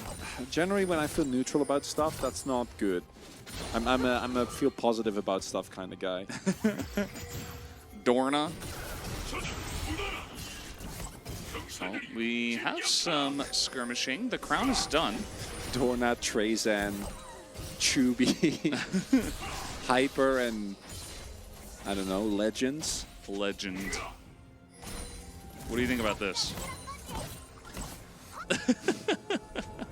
I showed Cronny something in real life. You guys don't get to see it. It's weird. I don't know, Atlas. This is You're just my weird. shorts. You're very weird today. Do you like Crown on Azir? Seems okay for Kaisa W's, and the rest of the team is mostly short range outside of Tristan. I like it. Yeah, I'm a Crown enjoyer. Reminder, if you missed it, Rahel stole an as we have the flash from Sponge. Flash Rooney. Don't engage on Rahel. That's never working. Yeah. What was I saying? I forgot. I don't know. I don't know, man. Yeah, Crown good. Well, the Japanese League, there was an unofficial LGL cast, but I don't think that... maybe it's still there? I'm not sure. Never could really watch it because the times are basically the same as LCK. And LPL. Oh, there you go. Yeah, Rahel stole a Baron Nashor's in Game 4 with Soul. Not with the W, with an Infernal Soul proc. Yes. That was cool, as Lucid messes up for the first time. But, you That's know, impossible. he went down to 80 health. Grump could have been stolen. Thank you, chat. Today, Lucid I need is all the help I perfect. can get. He is to me, but, you know, he's still a player that makes mistakes. We have the legendary League Stole. of Legends talent. They got Nash. Bergson in the chat. Wait, I didn't... Yeah, it was Baron Steel. It was Baron Steel. Ice Bergson. Ice Bergson. Yeah. The one and only. Ice Bergson? cold. We got Bergson. How old is Lucid? I don't know, 19? 18? Let's take a look. Lucid was born in 2005, January. So 18. 18-year Aroonies. 18. Lucid's 18. Fum is 16. Rahel's like 18 or 19. I think they're all like 18 or 19. Global. These, yes, absolutely. Actually, probably not. Depends on which player. Because LCK is 50 players. LPL is like LPL is kind of crazy, right? Because it's like how many players is it? Like 80 something from the top of my head. So probably not top 100. Although actually some of the players here I think are better than LCK and LPL players on not top tier teams. So they're definitely really good. They're not very smart though, so be prepared for some questionable decision making, but it is a fun league. It's very fun. It's not for fun, but it's very fun. Oh no, it's very serious, but it is fun. Yes. Lucid is... Yeah, if he gets... sorry, you go first. Now are we going to start completing each other's sandwiches? Yeah, that's what I was going to say. Wow. Somebody asked our favorite D&D 5e Barbarian subclass. I don't know. Ox isn't here. Lucid, yeah, Lucid with the Ox. right team could be, but I think the pace shows not only that top-tier challenger talent is going to be really good, but that you also need a structure around them which can help them develop. Because imagine if Does after... Grizzly count as a structure? Well, he does, just because he's huge. And is mayonnaise an instrument? What? Is that Patrick? I don't know. No, this is the Krusty Krab. Okay. If DK win the split, yeah, it's the third time in a row. They won, lost. No, it isn't actually. It will be their third. It's no free-peat, but it will be their third title because they lost to Nongshim last summer. To Dundun and the boys. Yeah. The 0-7 Dundun Jacks. and the gentleman. He's such a legend, man. He is a legend. There's no player that is as unburdened by this material world as Dundun. DK gonna try to get in here. They are ahead on gold. TP coming in. Setab gets his crown taken off at this moment in time. Is Pulbay just gonna flash on him? Meanwhile, we got a 4v4 on the top side. Everybody is following Pulbay, and they should kill him, so down he will go. But Sponge is going to be the win on this side as Rahel picks up that kill as well. Duckdom, ooh. Well, you're gonna get the flash, I guess, out of Thanatos, as Frog is like, I don't think I can help you, buddy. And he's right, he can't. Duckdom has no flash, no cleanse, no ult, and no health bar. Oh, I love this. Yeah, keep him alive. D. I could have done it for longer. I actually think you try to keep him alive as long as possible there. DRX, though, That's with still that long mid enough. push. Yeah, but if they didn't get pushed in mid, I'm pretty sure he would have just kept him alive. Because if you keep him alive for like 10 more seconds, then you 100% get the Drake. Probably should still get it here, but so take another look at this. We get a basically complete swap up where Pulbay flashes over because of course he does. But then is not able to actually get on top of Setab. But because Frog and Plata rotate over to kill the Tristana, they lose 2 of their own members. So I think that still works out pretty favorable for 40+. DRX did get the Herald though. Wait, that was just now, right? That was the Herald fight? Yeah. Yeah, okay. Yeah. The timer on the eye froze me off. So what happens is the war timer shows... Don't look at timers. On Herald. Oh man, it throws me off every time. It Yeah. makes me second guess myself.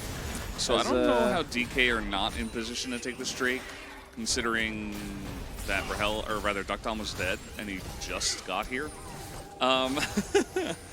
But I guess they said, oh, we can't win a 5v4, which is strange, because they just won a 5v5. DK, Thumb, just gonna flash away. Yeah, it's my birthday, Valdez. Thank you for all the happy birthday wishes. Yes. Every time. As Lucid and Thumb together here are going to get engaged on. Yeah, they're also together with DRX. Now over the wall comes Thanatos though, and Rahel just going to flash it, wanting to get into the fight. This is looking good to start, but not good to finish for DK as DRX going to set this one up. Rahel is just dead as Pulbay finally gets here, and will do a little bit of boom boom, and now this Renekton is pretty huge as they're just going very, very deep into this fight, and Thanatos can't die. This is crazy, as all the kills are going to DK. At the end of the day, that's just a triple-double for Pulbay and Thanatos 2v5. That's Challengers, baby. Challengers! How does a fight that starts with Kaisa flashing over a wall, getting blown up immediately, go in the I don't know. Challengers! I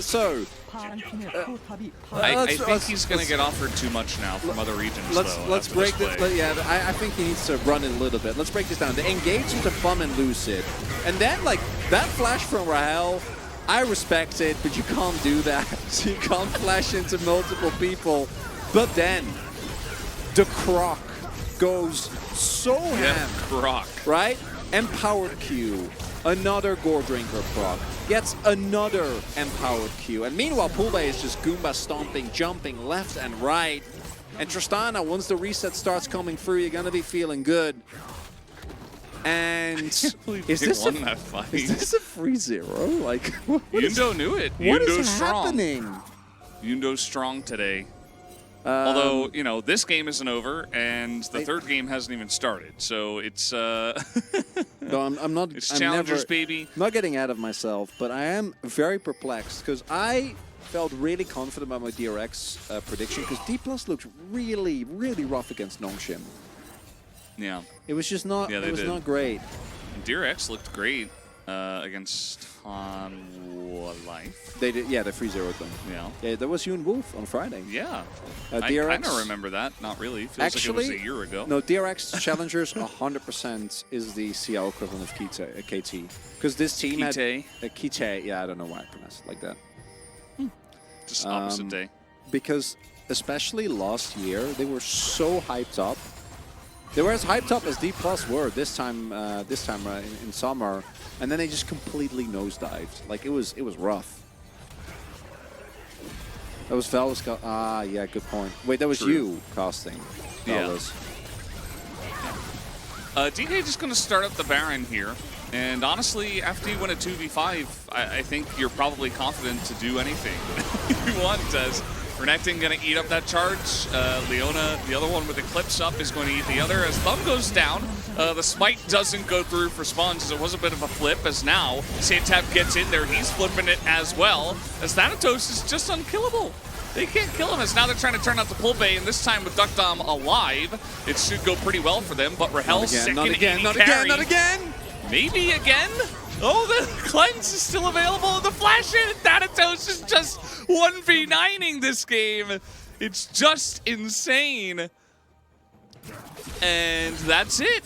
Thanatos going to hold on to the Baron buff. And that is going to be at the very least a turret here as well. Yep, and of all the people to hold on to the Renekton, you know what this game has just done? This is the type of game that you point towards like, our forming Renekton, we'll make it work. These type of games, as again, I don't think this is a flip. I have really, really high faith in the ability of Rel to secure a smite, so I think Sponge being in the pit looks close, but isn't really. But then the problem is that a lot of the tanking is already gone with Fum immediately going down. And then I actually think Pulve is doing a good job here of just diverting attention and buying space. Rahel doesn't have mana, just needs to get as many orders off as he can. And then Thanatos. Oh, the dodge on that winner's bite. Oh, yeah. And then the flash Q. So dirty in a good way. He is a big... once he gets DRX, like, oh my god.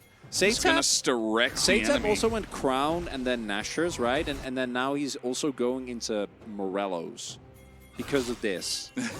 and yeah. The main thing for me is that eventually Thanatos is not going to be as relevant anymore. But at that point in the game, Rahel is going to press W. And how do you start a fight as DRX? Like you press Maokai, then what? You press Maokai? Maokai R. You press the Maokai R, you press the ultimate. Right, and then Fum and Lucid stand in front, and then Rahel presses W again, and then Duckdom is at 40% health. It's a bit of a problem. It definitely is. But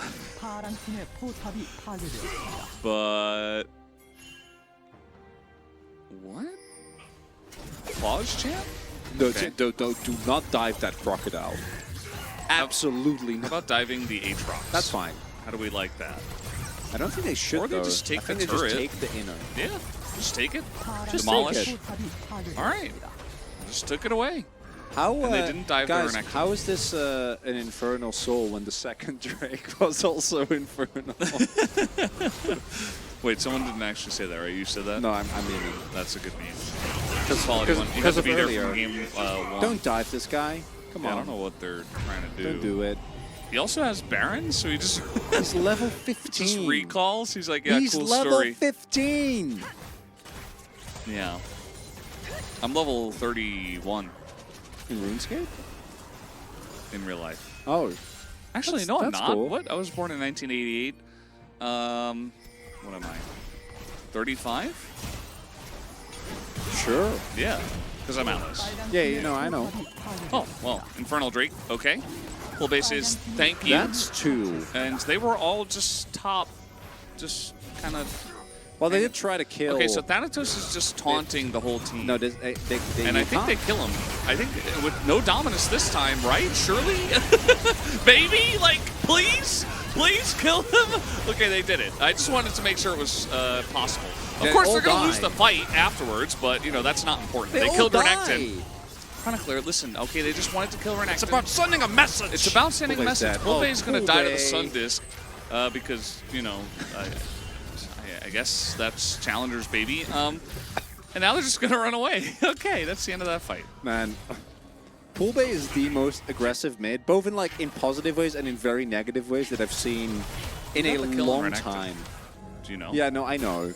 Wait, As- who got Oh, it? who got it? I don't know that. We're about to Maybe find if out. Duckdown got it, it's worth. There's Maybe. no way it's worth. Absolutely not. And I don't think it's Duckdown. I think it's Satab. It is Satab. Yeah. So that is a lot of gold going into his ear, but because you lose everyone else, I'm going to call not worth as Pulve just... Yeah. So it feels a little bit less egregious because he moves in and then ults Satab away, but there is a turret there. It's not a strong turret, it's still turret Pulve, so Yeah. just respect it. Wait Pulve is half a push-baying second. it. He really... I'm trying to think, like, what is the most aggressive mid that we have currently in the LCK? Because, In the LCK? yeah. Because I'm trying to think of an equivalent, because we've had a lot of really good mid laners, but we haven't had a lot of, like... Top laners, we've had some that are just insane people, right? They just go in level 1. Is it Faker? Like, maybe. Fiesta? No. But to me... It might just be Faker because he just does it seemingly yeah. for no reason. BDD, yeah, but And taunts the like, enemies. so BDD and Chovy, I think their laning is insanely oppressive, but It's like not aggressive. Pulve, well, it's really it's not It's the impressive, same. but not aggressive. Exactly, it's not Yeah. the same vibe. Pulve just looks like a top laner. He looks like the shy. He's like, I'm going in, Yeah. and like I'll trade my life. Tristana. Yeah, no, but actually, like in a lot of his playstyle. Yeah. And I don't think we have a lot of mid laners that play that. I think there's a good reason why we don't. I'm not trying to excuse it. Yeah. Zeka, yeah, Maybe Zeka. Zeka on Akali or Silas. Yeah, that Those works. champs you kind of have to True. do something after like level 6. Otherwise you're like, why did I even pick this? Might as well just play control But- mage. And I'm not saying that Pulve is as good as or impactful as a Shy. I just want to be very upfront about that. Specifically, just the playstyle of I'm going in and I will trade. I might die, but it's worth. So Chronicler, Rahel got 3 items. Yep. Does DK win from here? I would Or say is it so, challengers? but we never truly know, do we? Oh god, I guess you they're never blocking know. our TP. I think it's a little bit late though. Lucid is in the pit Oh, no, as Smite now they're is- just going to Magnet Storm, and the Smite is pretty good. The Wombo combo in the pit is going to go the way of DK as they take out both of them, and Duck Dom is just over the wall. He can't do any damage, as now might just be a straight up ace if they can get Duck Dom, and yes, they will. I mean, he's going to cleanse, but why? I don't think you're ever getting out of this one as one auto and slice and you're just dead. It's an Hey! ace. A clean one. Nobody died on Baron DK. for Nexus? Yeah, I love flipping objectives. I think DRX has lost this game, so I think they just killed Mary did, which I don't hate. Elder or Baron for Nexus. D+. Nexus? Going up 2-0, and we all know we are not calling anything. You and I, Atlas. You knew it was right. You and I, Atlas, were there when T1 went up 2-0 against KT on Saturday, so we're not drawing any grand conclusions, but giving over Tristana, Kai'Sa, maybe no. Maybe we don't. Maybe we just don't. Probably don't do that 3 games in a row. 2 games in a row, I'm like, okay, you know, like, Not try. free.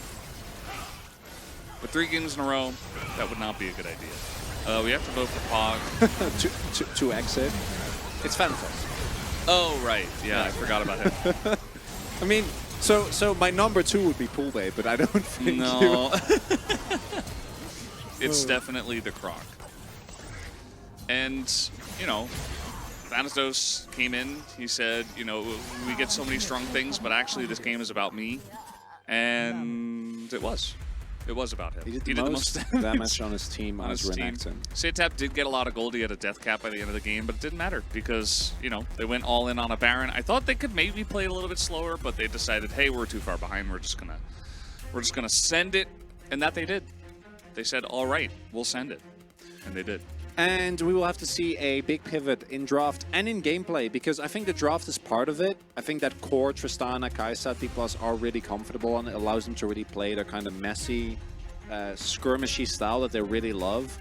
But I also think that when it comes to early game impact, as I saw this mentioned in chat as well, like Lucid specifically, I still think hasn't really been matched by Sponge at all. And if Sponge, as good as he is, doesn't find higher impacts... Yeah, the top side of the map for DRX is it's really struggling. And again, I don't think Thumb is actually in this game. But that's key, because he's also not giving up... a lot of damage. Yeah, well, and he's not giving anything up. Yeah. Doing like 2,800 damage as Leona compared to like a Braum who did like... that's... But this is impressive. But this is the point. D+, we know how good this team is. They just need Thumb not to die, and guess what? He didn't. Not very often. You know, not often, and that's all they needed. So He let's died see. in fights, but not in... I don't think he died in the 2v2 at all. No. So that's... There was that one time he had to flash. Yeah, true. But that's I fine. mean, they lost the lane hard, Yeah. but that's fine.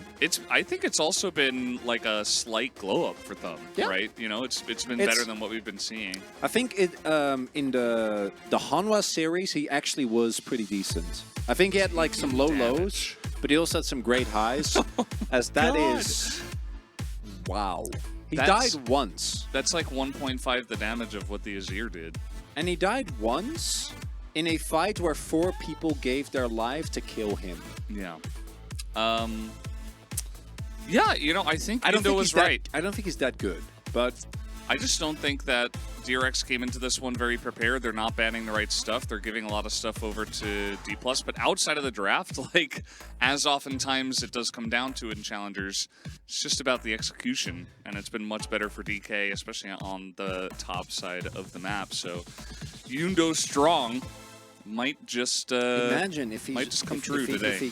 And that, I would love that. I predicted DRX. I think DRX looked way better. We all did. We all did, except Hojin, who might end up being right with how it's looking right now. But another Nongshim versus D+ matchup? Sign me up. It had to be. It had to be. Sign me up. In summer, tomorrow we get the rematch of Call Me versus Poolbay.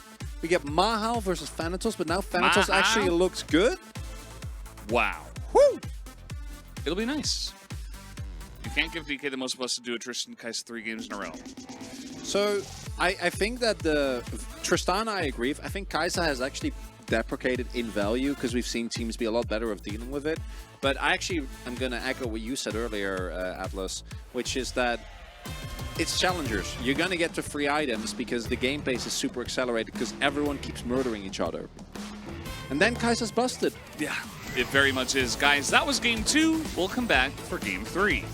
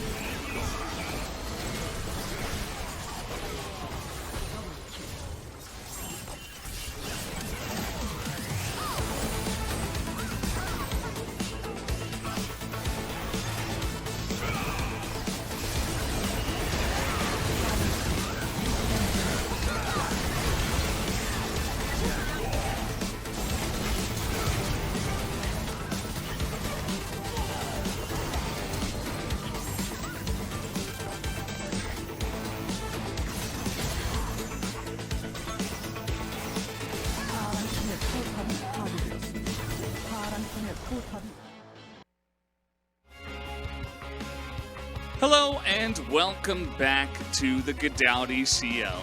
I'm Atlas, with me is Chronicler. Good daddy! Good nighty, mates! As we're getting ready for game number 3, DK are absolutely pummeling them. Where are their Bob Ross memes? They said it's really easy, right? That's wholesome. It's not. Winning challengers is very hard. Happy little mistakes. Love that. How are we doing, everyone? How are we feeling?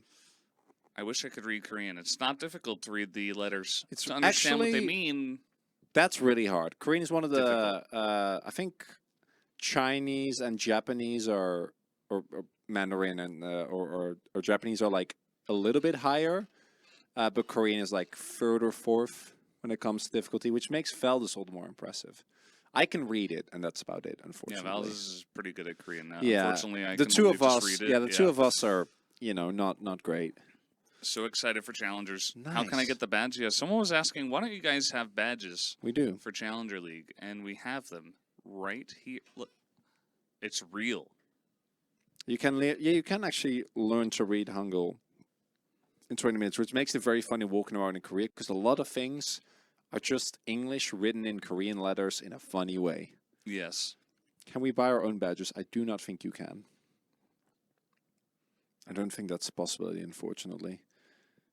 Just 3D print it. Yeah, or make it yourself. When is Daejeon going to host LCK CL finals?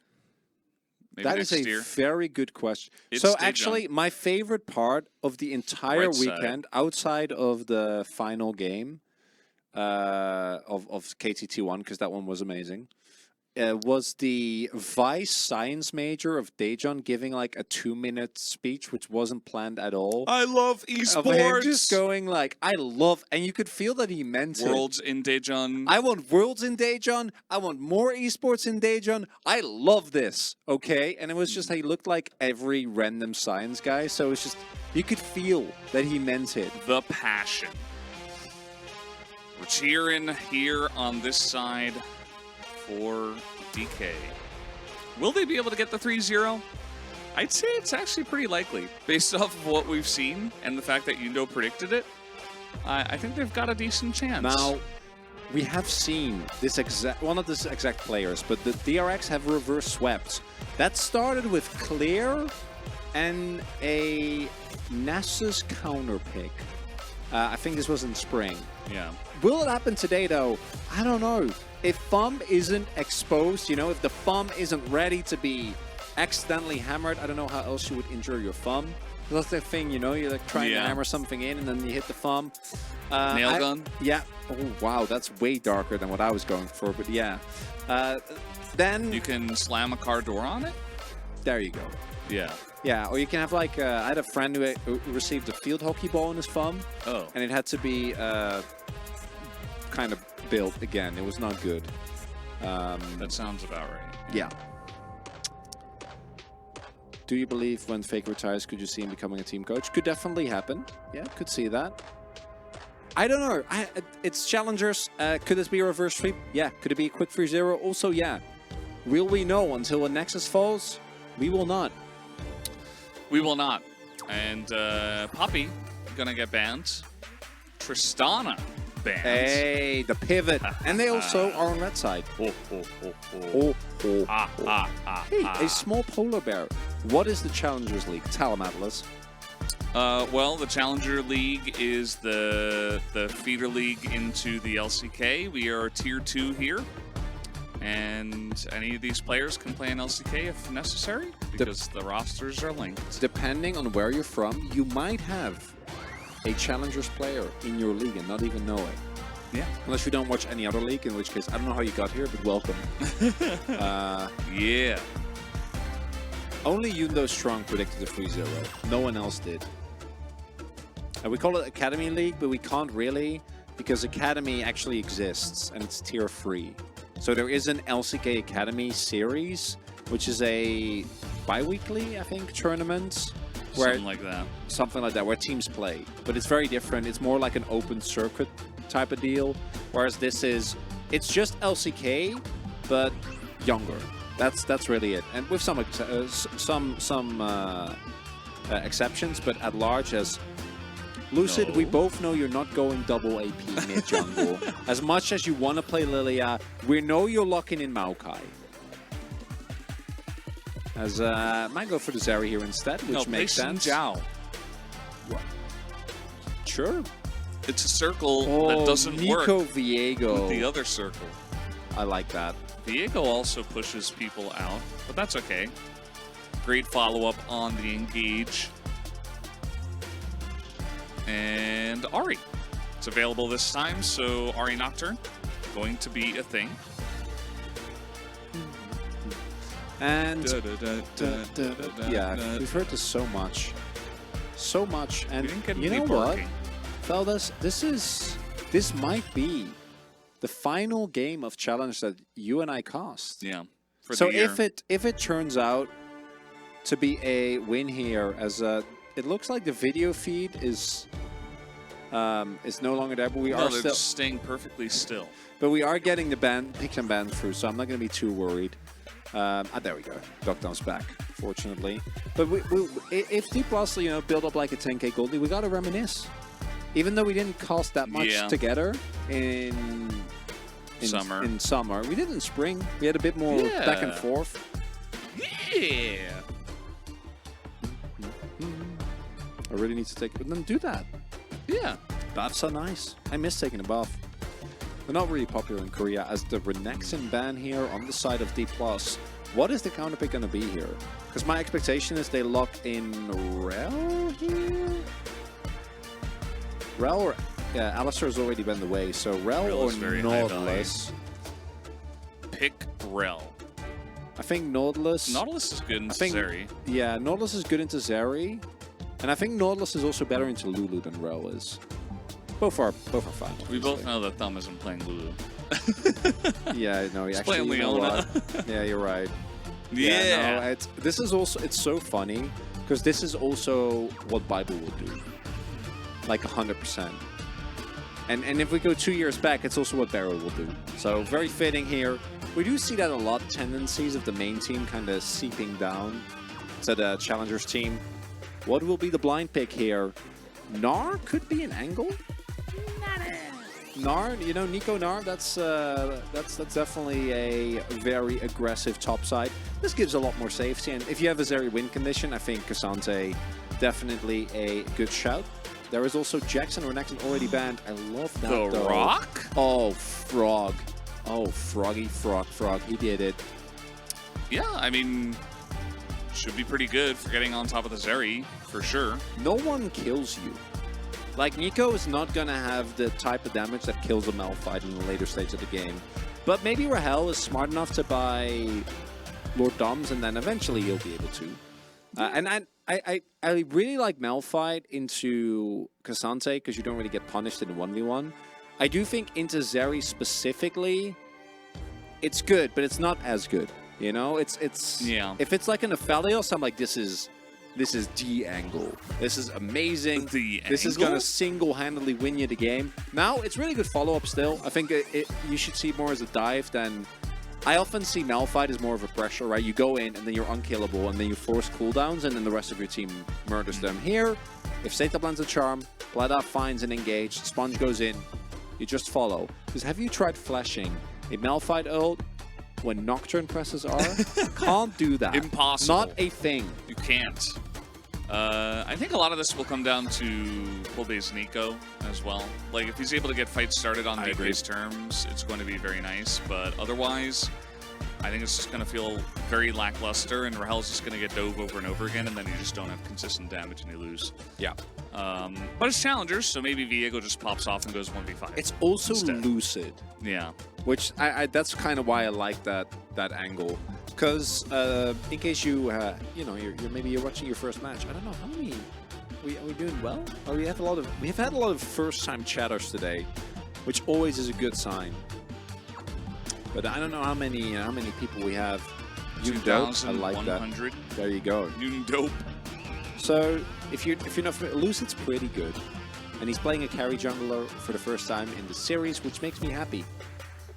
Very excited. I do think the DRX comp is really strong though, but it hasn't felt to me like drafts is the problem. Like, yes, Kaisa and Tristana are strong, but It's just been the execution of D+ that I think has been a lot better and a lot crisper. We'll have to see DRX kind of tidy it up. Otherwise, an unforeseen 3-0 by anyone. No one knew except Yundo. Yundo Strong. Yep, Croc. Yep, Is this Rock. the match for the a small polar bear? We explained. We explained in detail what we're watching. This is Challenger League. Yes, I think so. Dad! Come on, Dad. You're Dad. You should know better. Yeah, All right. Well, I guess if Valdez says yes, then it must be. I'm new. I knew. Oh, Sammy. Hi, Sammy. Are we gonna get in game? That's No. what I'm wondering now. No, actually, we're just watching the champions. Yeah. Valdez, why are you spreading misinformation? He's not talking to you. He's talking to Valdez in chat. Yeah, but I think... Valdez was saying yes. So is this the Worlds qualifier? I'm not. He's not. He's right. Wait, how can Atlas be? No, that's Valdez in chat. Yeah. I'm not trying to be rude, but I didn't even know Fum played Leona last night. You know, that's true. Yeah. That's no. I actually think that's pretty on point. Given how a lot of the series for D+ have played out, if you're not familiar with the context, Fum was called up like 3 weeks ago because Bible had to go help the main team. Didn't work, but that was the plan. And so Fum, a 15-year-old that was really good in academy, but is, you know, not really experienced, gets pulled into a team that heavily relied on Bible for their shot calling. So Fum has been a, you know, sore point of the team, and one of the reasons why I think, particularly series against they have a Nongshim, sore thumb. They do. Was as rough as it was. And him not being a liability has actually been, I think, the biggest turning point for this roster. Everyone else has looked a lot more comfortable. As we have a pause from D+, it seems, and we don't really know anything else, so we'll see what happens. Let's see what happens. Looks like we have a sound issue. I think that probably after winning really hard, the sound decided to make the playing field a little bit more even. I really thought DRX would stomp this series. That was a very reasonable take before the series began. That's what we all thought. That's what everyone except Hojin. thought. Based, maybe. And also, but Hojin is Yundo. also a bit of a wild card. Well, Yundo is not a wild card. Yundo I actually trust a lot. Yundo strong. It's currently 2-0 for D+, who are not the favorites in this one, but have been in the last 3 Challengers finals, winning 2 of them. So who could eat more booty tika in one sitting, Wolf or DRX Challengers? Probably DRX Challengers because it's 5 people. Yeah. Wolf also very big booty tika eater, but he's not the biggest eater out of all of us. Yeah. Now, if you asked if it's me or Aux or Atlas, I'd be, I don't know. That might be Impossible closer. to know. Yeah. Well, looks like the sound issue is gone, so we can now unpause the game and pause comment.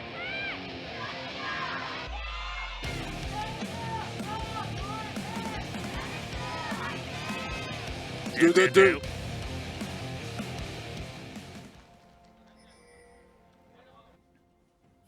미니언 생성까지 30초 남았습니다.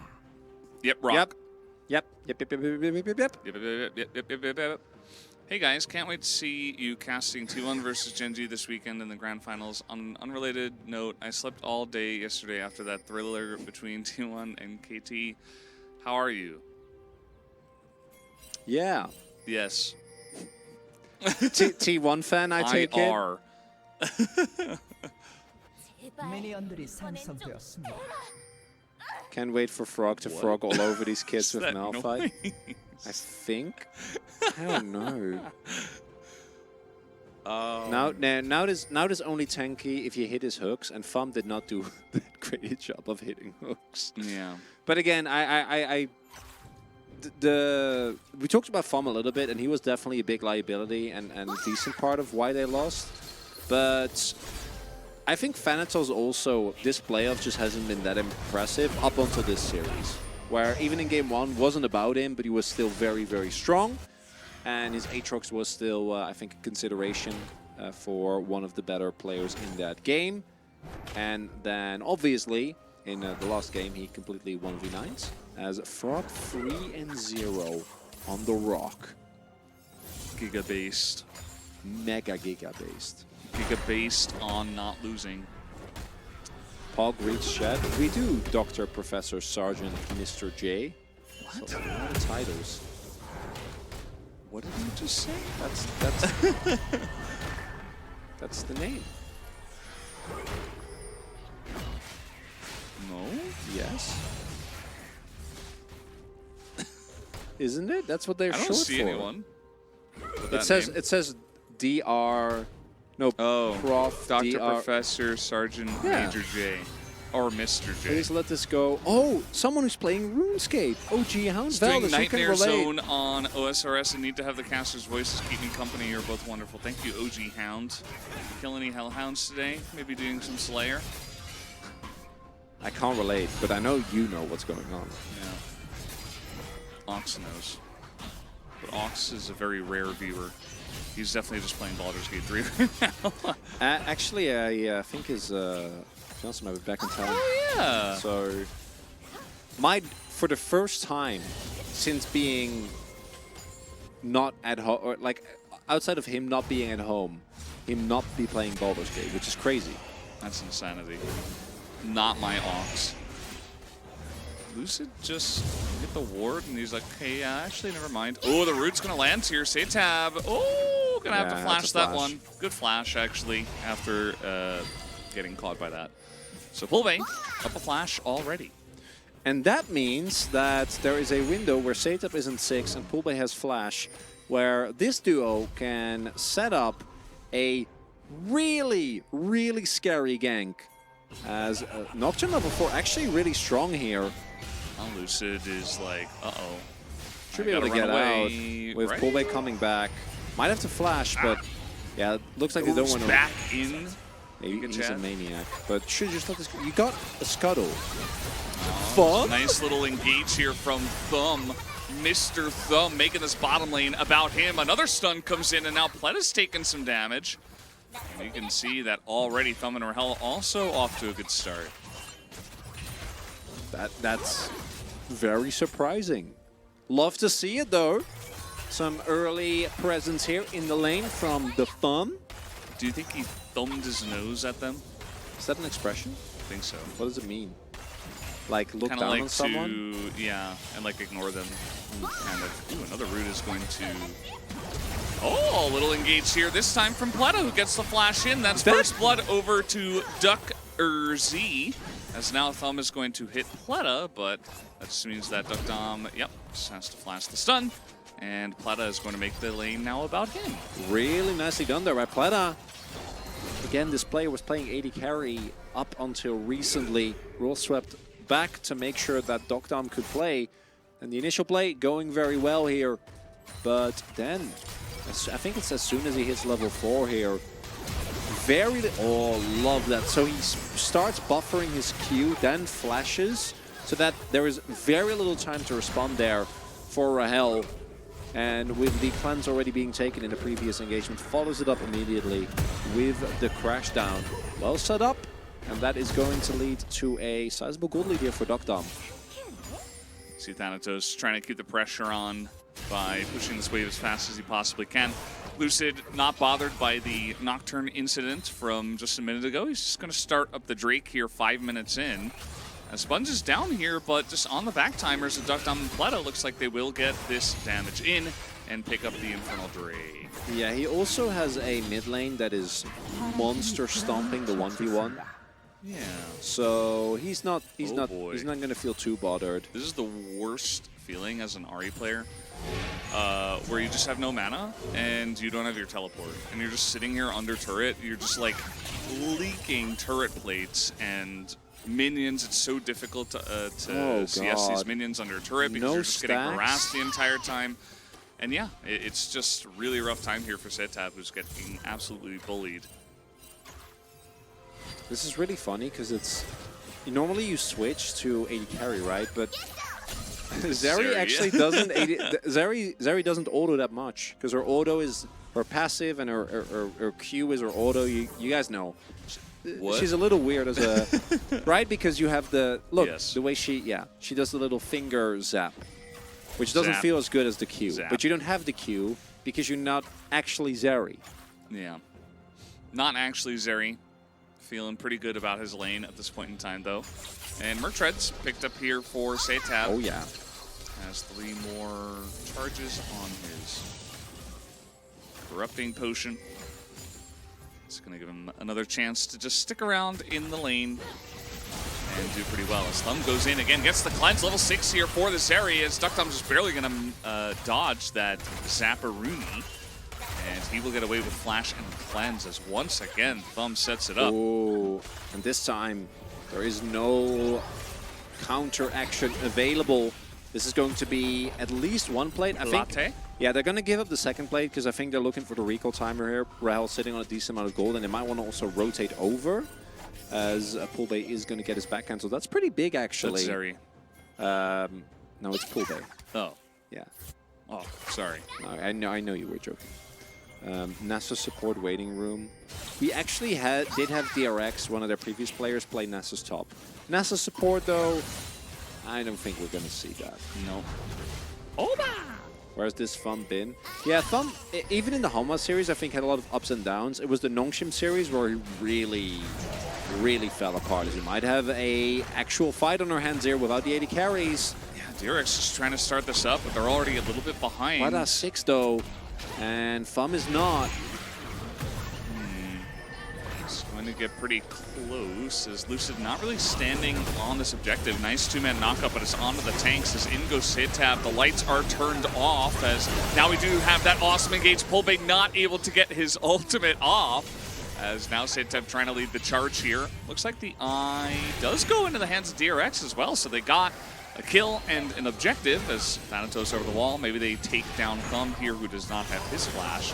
And yep, he's going to be taken out. So 2 kills on top of that. Thumb going to be sacrificed here, and DRX starting to run away with this game. Really big risk taken there by D+. As mentioned, Thumb doesn't have his Solar Flare available, so you're already going to be down an ultimate. And more importantly, trying to play this in the Nocturne when you're not on one side of the play makes it so hard.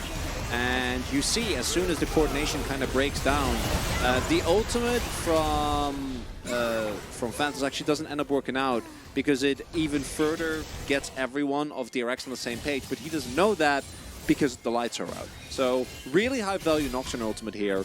And if you deny the opportunity for Lucid to start snowballing on this Viego, is definitely going to struggle as we get towards the mid game. And right now, DRX looking good, but not really in a position yet where we're going to start feeling confidence Poolbay. I don't think they're going to fall for it. Well, it was kind of close. But he has Merc Tread, so he has tier 2 boots. He's got that extra movement speed. He has its Mercs, so even if he does get hit, he can kind of walk out of this one. So he's going to have an easier time from here on out, especially with the Lost Chapter, which is going to help with a lot of his mana issues that he had. And some of those early game issues. Picked up 2 kills, so should be able to slowly catch up to Poolbay here in terms of money as well. And DRX going to look to make this series interesting with this early lead. You think they will? My favorite champion is Teemo. Started playing last week. Oh, that's really nice. Good for you, Dandy. Dendy. Yeah. You know who Dendy is? I know. But are you asking the Dandy? No. I'm asking about Dendy. Dandy, the player / current coach. No, not Dandy. Dendy. Oh, no, do not know. He's a Dota guy. Yeah. Did not know. Well, you learn something new every day. So maybe his name comes from Dota. He was playing that for a while, and now he's playing League of Legends. Finally, after a 11, actually a lot more years than that. Anyway, okay. Well, Thumb's going to give it his all. So now he's going to look to flash this wall. Maybe no, he's going to be pretty tanky there with that Eclipse. Mountain Drake is second, and that is pretty important for both of these teams. And Soul probably looking to be a little bit weaker. Ocean and Chemtech are both going to be very, very underwhelming options. So I think D+ shouldn't feel too bad about just giving this one up. They do have a mostly mid-game focused comp, but you can get away with some, you know, Zeri shenanigans come late game if you do not fall too far behind, which is what they're trying to do right now. They're still looking to contest this though. Poolbay and Satap fighting for prio towards that mid lane. Poolbay, this is the real Poolbay. Pretty low though, and this control ward keeps denying Lucid any access. Uh-oh. Satap gonna get knocked up here, but he is Ahri, so going all in on that one, definitely a bit of a risk, and it will not pay off for them. Oh, CC Chain not looking clean there. So Lucid tried to set up with his W, and then when Poolbay actually ends up going in, Lucid doesn't have his, and Thumb doesn't actually get to hit the chain. Merc Treads saving Satap's life there. That's going to be a lot of resources invested here by D+. 3 flashes, while also not getting anything besides Satap's flash and losing the Drake is Ocean. And I think Ocean for both these teams is very underwhelming. As look at this again. If Thumb can actually get the ultimate off here, then might be fine. Not going to be the case. Goes for the Flash E instead, and it doesn't end up working out because timing with those Merc Treads can be a bit tricky. Yeah. The Lake Soul gonna come through here for this game. So extra brushes, extra just, I feel like Lake Soul can be very annoying if you are the team behind because you're just gonna be down on vision naturally and there's just so much more to check. So that could be annoying in terms of the Rift. But also, I wake up to the screams of Nico, please make it stop. Sorry. Oba! It's still kind of winnable. Oh, don't you worry, Mosquito Spray. It's challengers. It's always winnable. It's always losable. It's always winnable. It's always losable. You never know. What's the story behind calling it Lake Soul? We just started doing it, and then we forgot for a really long time, and then someone reminded us, and then we started doing it again. Yeah. Do you like North Puddle or South Puddle better? What? What do you mean? Yeah, you see there's like a big puddle on the map, on the north side of the map, and then there's also a big puddle on the bottom side of the map. You mean the river? Well, it's not a river. It's a couple of puddles. I mean, it's a representation of a river. South Puddle. Okay, that makes sense. I like North more. A lot of fun does happen in the north side with the Baron and the Rift Heralds were added eventually. True. The only good fight on the bottom puddle is just Elder. Mm-hmm. Okay, do the Rift Heralds. That's the play. See how this one is going to go. DRX definitely want to fight this one. Pleta has Flash and Magnet Storm. Hard to approach here. I don't think they can. Okay. Ooh, they didn't pick it up though. Huh. This has been happening a lot more often nowadays. I'm not sure exactly why. Teams just playing very safely around it. Poolbay just going to throw in a clone, but yeah, nobody's actually going for that one. Just going to take the gold and run away. Just going to leave it at that. The gold still valuable, means that the gold lead for DRX remains environmental waste. About 700. I know, I don't love it. It's really bad. Yeah. It's a little sad. Easy local gold. I do like the Star Guardian recall. I think it's Star Guardian. Yeah, that one, Star Yeah. Guardian. Ooh, nice little combo here as Satap, maybe it was just a bait all along as the Fear will come through and it looks like Poolbay will go down, although the damage may have been done. A couple of Spirit Rushes available for Satap, so you see Thanatos just goes on to the Nocturne here and will flash in and take him down on the follow. So nicely done by Thanatos to make something of a pretty bad situation. 1-for-1 trade. Not going to be too set. And yeah, I do think that was definitely a bait set up there by Satap. Again, he is feeling pretty safe, very tanky. Save tab. Save tab. As let's see if we have some pings going down here. As we do see him waiting, and then, yeah, if you don't know where Nocturne is, this is always a risk. Even with the level 1 ultimate available, it's really easy to punish plays like this if you are not well coordinated. And like the call from Thanatos here as well, doesn't try to go for the Ahri, which is lower health, because it's Ahri with 2 flash, or with 2 charges on the ultimate. Instead goes for the Nocturne, who, very scary if he has cooldowns, which he did not, because...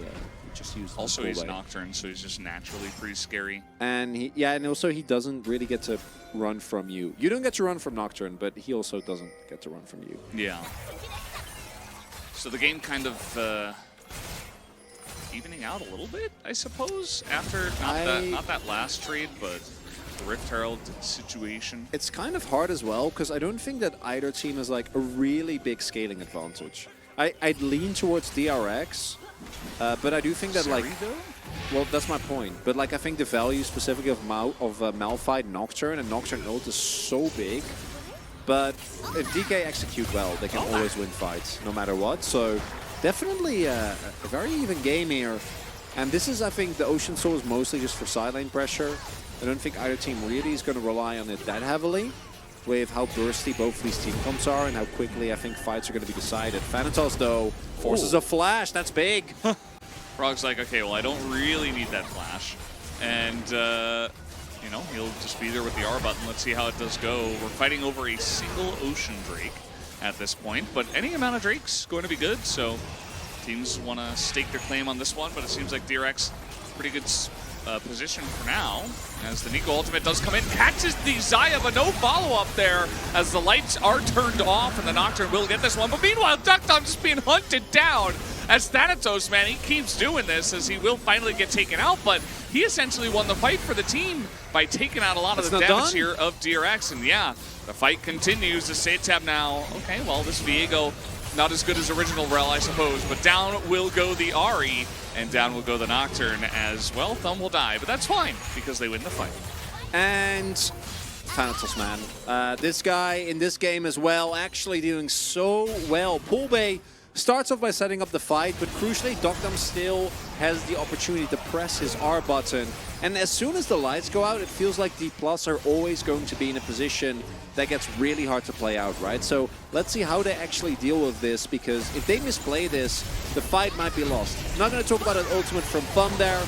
Doesn't really do a whole lot, but by taking out the main damage source and drawing 2 members while still getting the kill, Thanatos does so much heavy lifting, and then while that's happening, obviously the Malphite gets dealt with because he's alone and there's no threat at all. And then here, I don't think Thumb has to die. We do see that in the end there's enough damage to take him down, but it doesn't matter at the same time, right? Zeri's getting fed. They were not able to get the Dragon, but they do get a very favorable trade when it comes to kills. And right now, Rahel, sitting on 2 items, going to be feeling good. Yeah, he's in a great place to carry. I mean, he essentially, that's like the best feeling for a Zeri in a team fight where you don't have to use anything. Yeah. And you just like, you're just chasing me. It's like the Pays angle, like what he does every single time, because his team is so good. Obviously, he's really good and his positioning is perfect. So he always just is right there to clean up. Yeah. And Zeri's so good at that. So Rahel able to do exactly that in the last fight. That's actually a really good, that's actually, I feel like Rahel is, yeah. You have players where you're like, if they are the main carry, like Viper's a really good example, right? Or Ruler in a hyper carry meta. And I think Pace can do that as well, but Rahel to me is kind of like aiming, or Pace on Zeri specifically, where they really shine when they are like a secondary threat, and then they completely 1v9. Yeah. Right? Where they get a little bit of space in here. The core of this DK comp is not the Zeri, it's about can Thanatos isolate the target together with Lucid and or Poolbay, and can they start the resets for this Viego. But then when you add the fact that Thanatos has obviously been having a wonderful game here, and Rahel is fed as well. Series, yeah, actually, very true. And Lucid, you know, he's not that fed, but he still picks up a kill, picks up a bunch of assists. Going to be finishing his cleaver soon. Didn't get the Drake, though. Well, yeah, because they focused on... Okay. Bad. Fraud. Banned. Washed. Yeah, just trying to target any LEC scouts we have in the chat. Yes. Just, you know, Lucid just... He got lucky like very many games in a row. I would never vote for him That's the reason, yeah. for MVP, for example. Yeah, true. There's no way. I would never. Yeah, I definitely wouldn't have done that exactly like 15 minutes ago. No, why would you? Yeah. This guy? Puh. No, yeah. I could never. Definitely would have voted for Thanatos. He went Jack shows as well. He's going all in. Bias? We're joking. No way these guys are... Most of the players that are on the Rift are good enough to be in LCK. I don't know if they will be. We've had players like Peach, I think, is a really good example. Although he's obviously had his ups and downs when it comes to the individual performance in recent times, but definitely the type of situation where individual players, even if they're good enough to make LCK, don't always play. Berserker is another really good example. The Berserker would have replaced Guma thing. Like, Guma is notoriously like secure about himself, and that was a joke. So I'm always, whenever I see them, I'm like, that didn't happen, guys. He was kidding. It was an interview, and Berserker is really good, don't get me wrong. But Guma didn't genuinely believe that he was going to get replaced, because that's not really the type of guy that Guma is. No, he doesn't think he's ever going to get replaced. And he should, because he's really good. Till the end of days. Yeah. Berserker was on T1 in 10th place, and Peach was on the absolute god tier roster of Clear, Peach, Setab, Pleda, and Jun last year in spring. Bao and Becca. No. I know. I mean, actually, you know Bao won again the TCL, and actually he's really popular there. Yeah. Yeah. He's great. I like Bao. I'm happy for him. Happy he's doing well. Yeah. Yeah, It's a Guma, good name too. It's definitely Guma praising Berserker, because Berserker is really, really good. That's not the point. True. As we might have a similar fight here. Yeah, and you know, DK in position. They have control. Well, they did. Now the sword is going to be taken away, but not a lot of vision on the left side of this one. As in goes fake pull bay. Pull fake. Oh, I like this flank setup from Setab.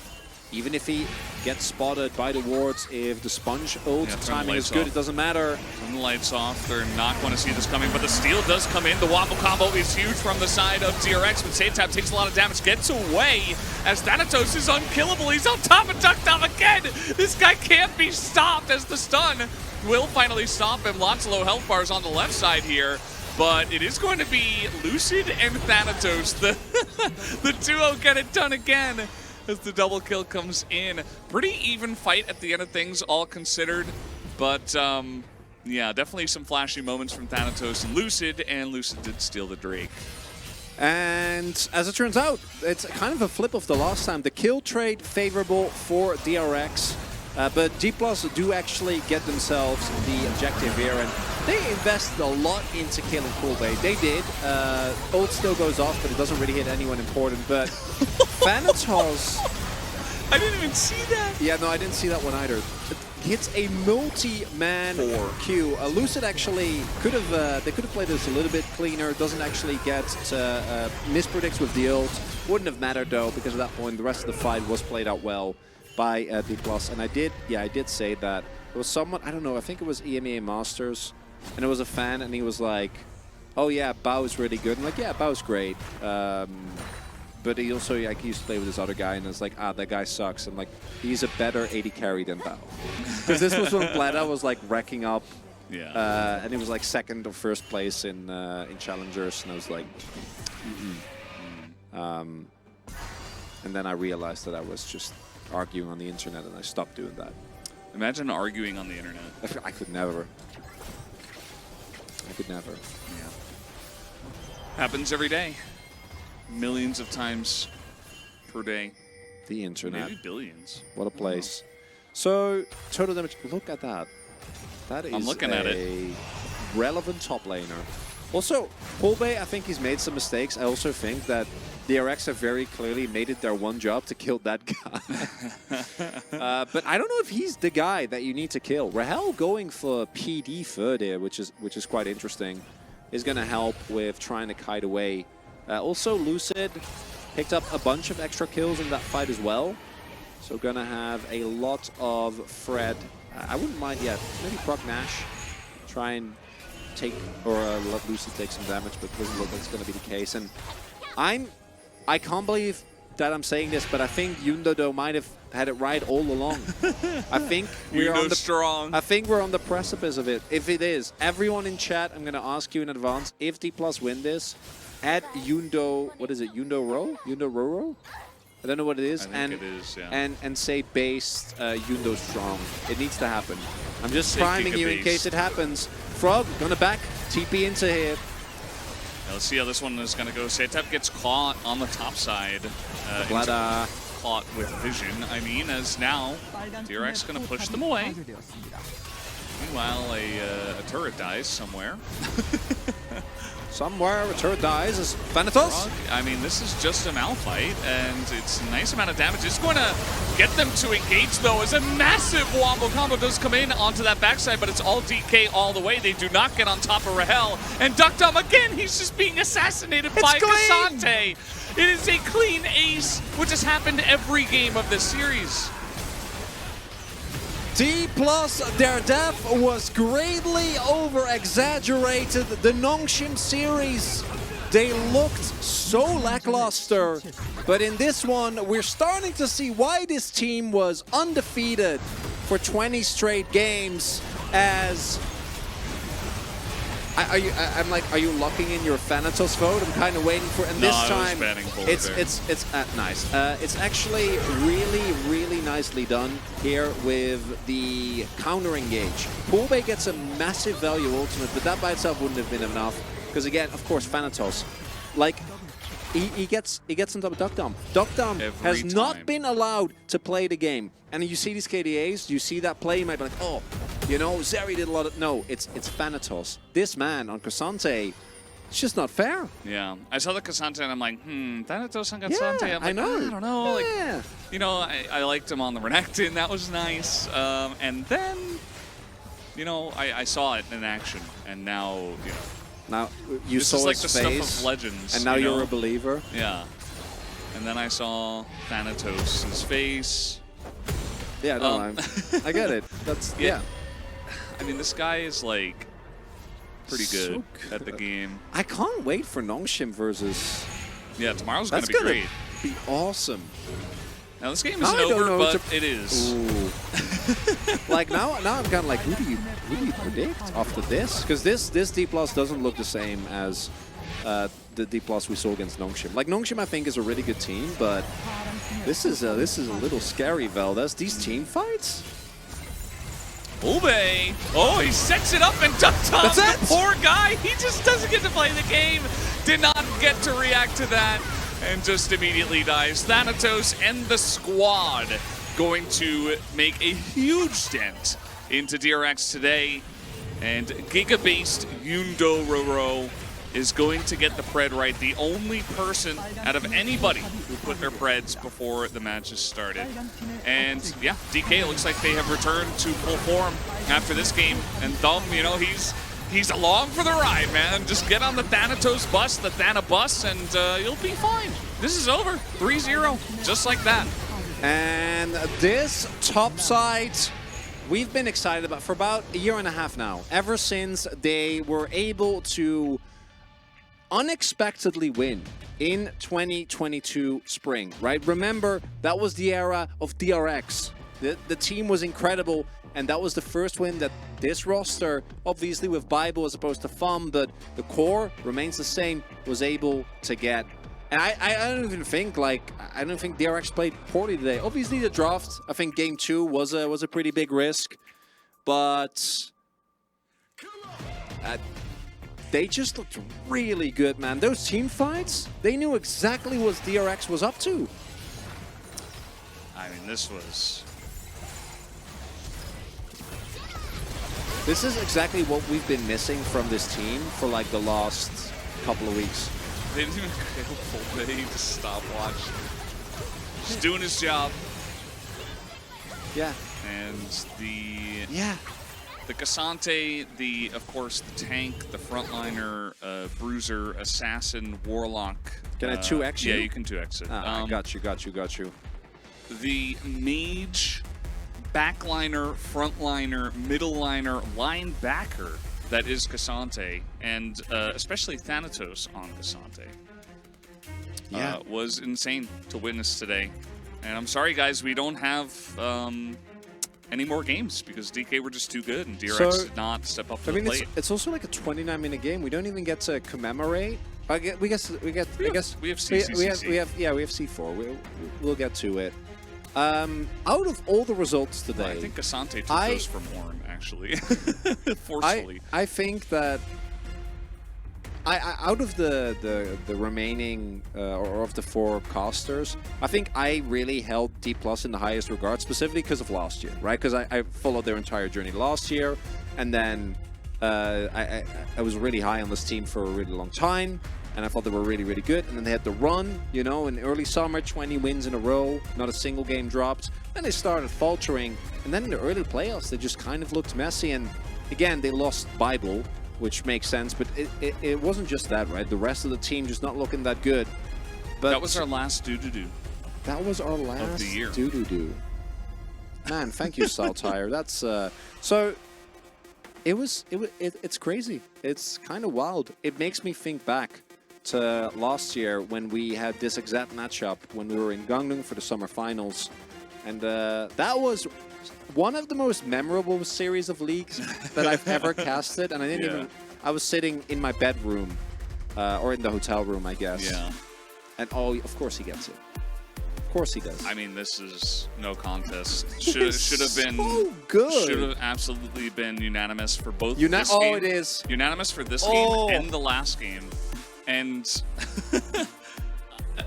I don't know, like he's back. Turned it on. Like he was like, okay, well this is like the big show, you know, like maybe he watched yesterday, got inspired. He's like, I'm gonna kill these guys, and he kind of solo did. You know, that was maybe it was the Chovy. He like looked at that Chovy, like the flash Q. He's like, whoa, Cassante. Watch me.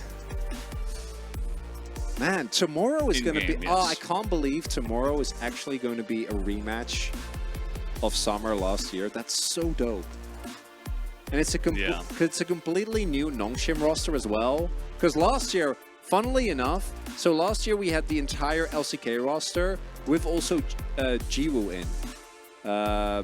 And then this year we had the LCK roster. Vital was in the first, but then Jiwoo obviously was called up eventually. So now Vital gets the opportunity to get a title as well.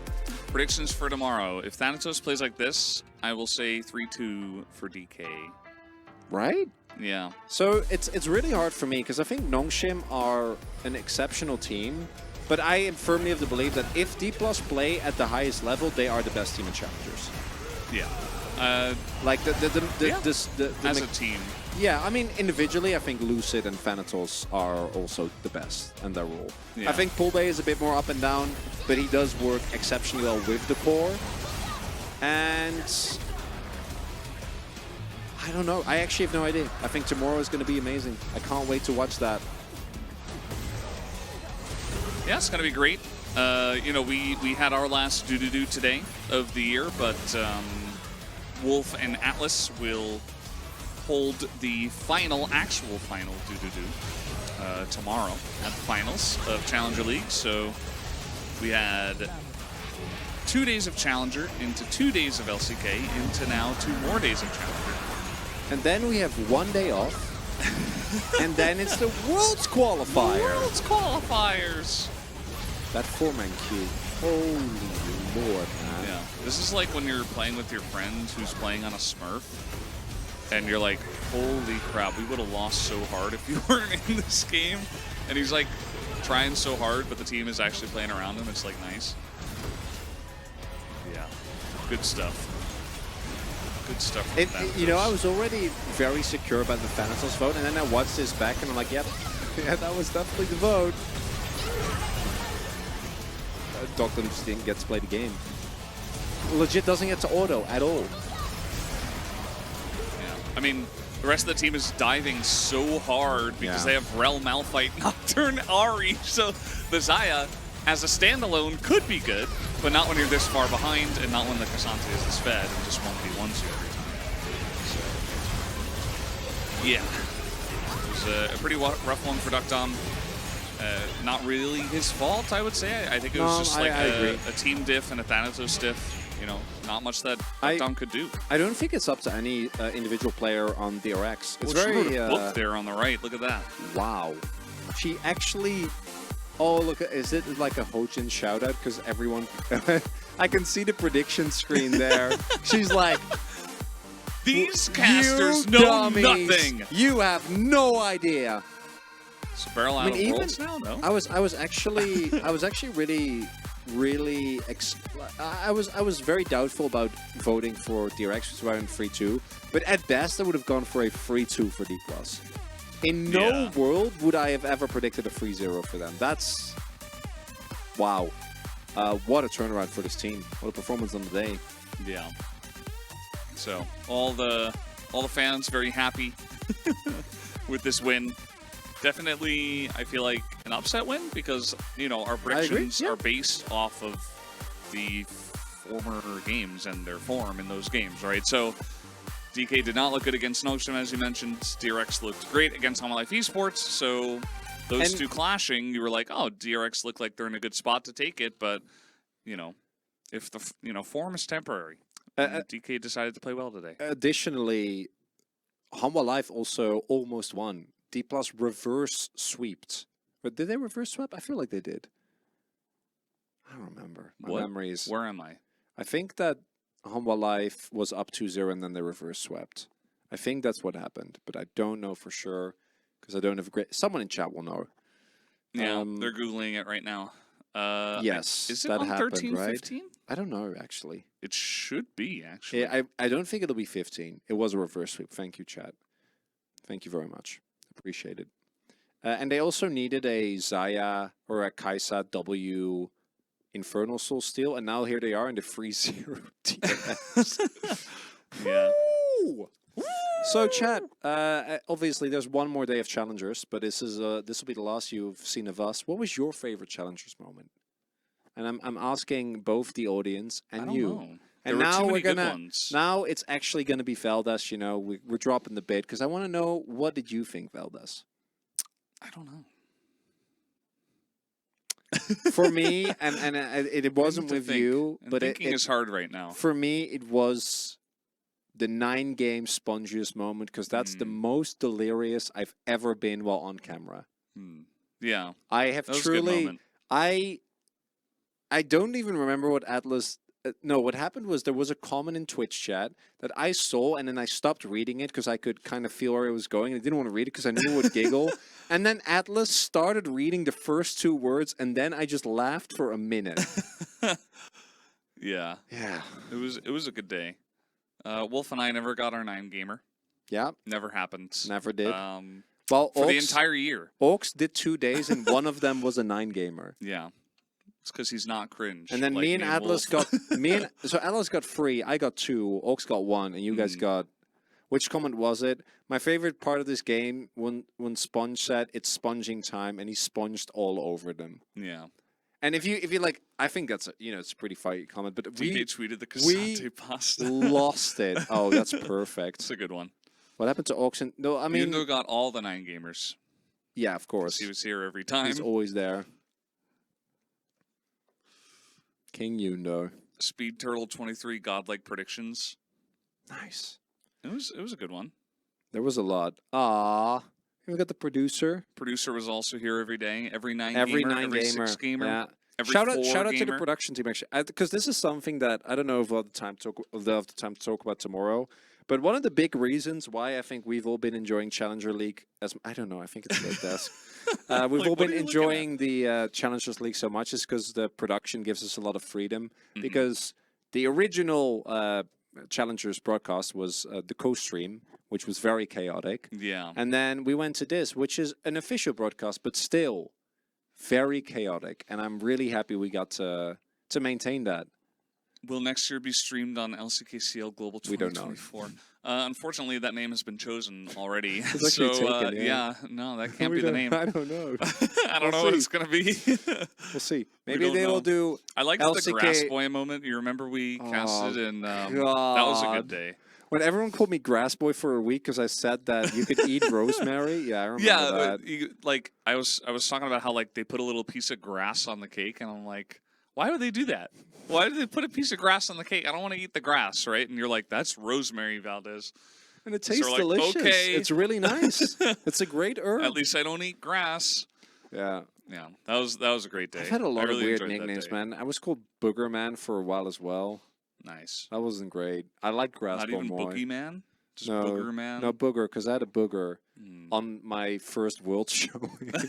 And no one from production told me. I remember that. Yeah, that was when I was still in my bedroom. Being in the train when Grass Boy meme was good.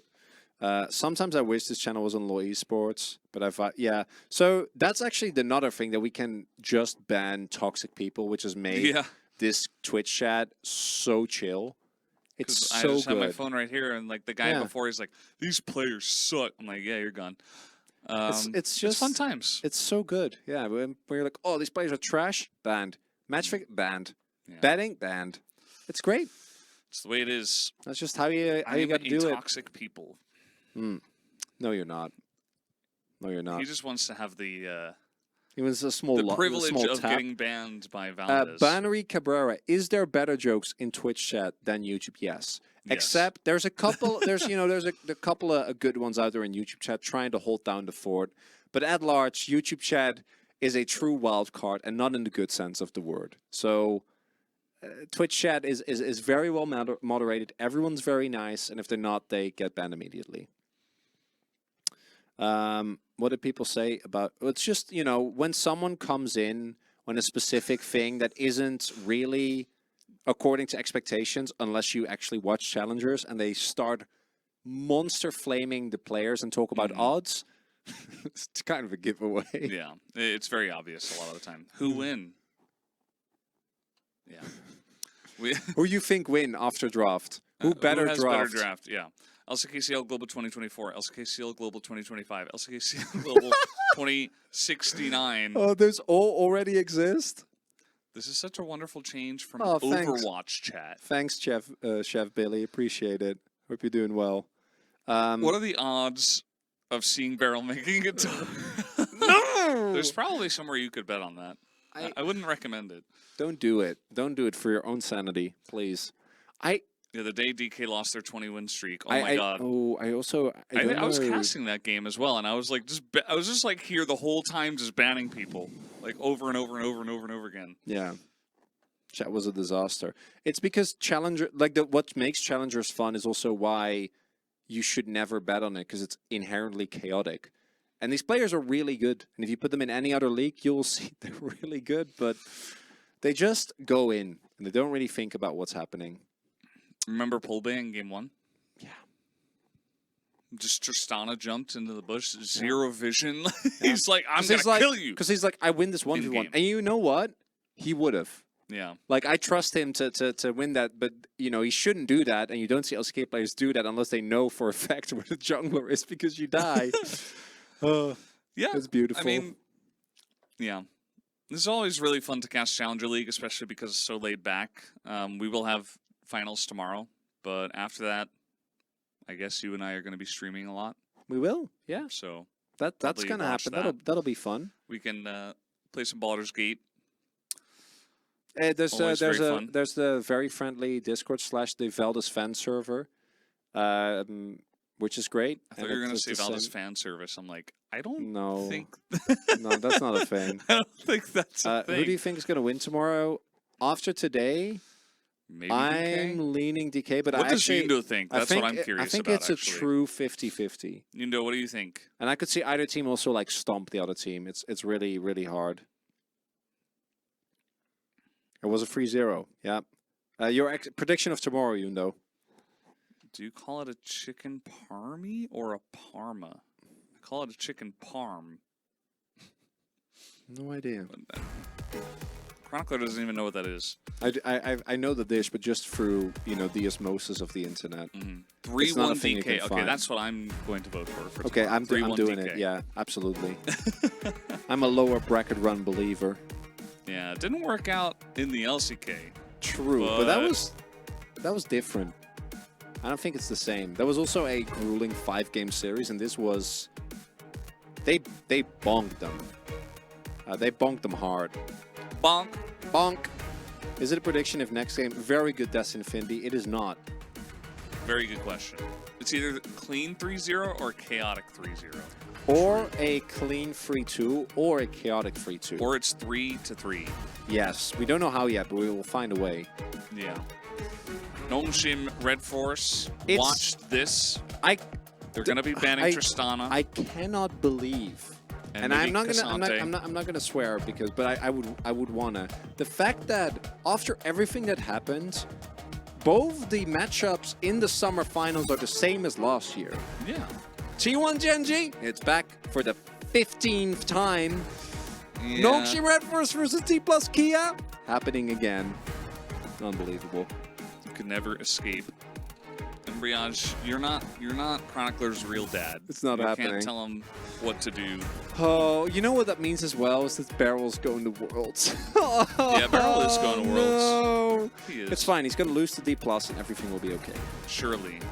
Don't surely me. You know it will happen. Clueless. No, not Shirley Clueless. No, Shirley. No. Definitely, it's not, that's, yeah. It's not happening. She's going to lose to DK. They're going to lose to DK. That's going to go to Worlds again. That I would sign up for. So what's the other team that goes to Worlds? I would say KT. I think KT, even though they... much better than everyone else. I think even though they kind of got boomed by T1, it was a very close series.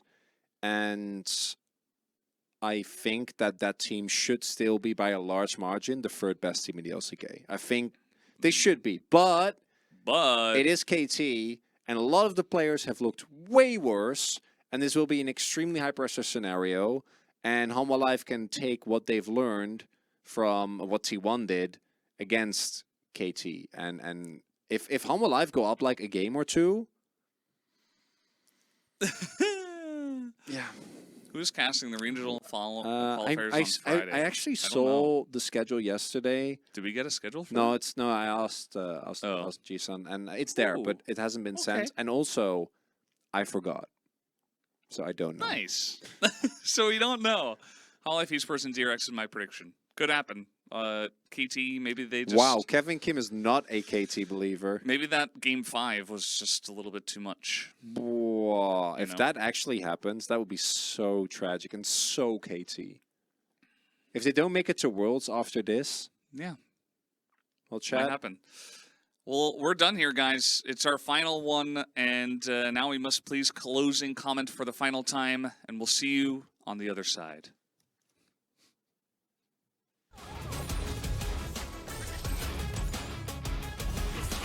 파란 팀의 포탑이 파괴되었습니다.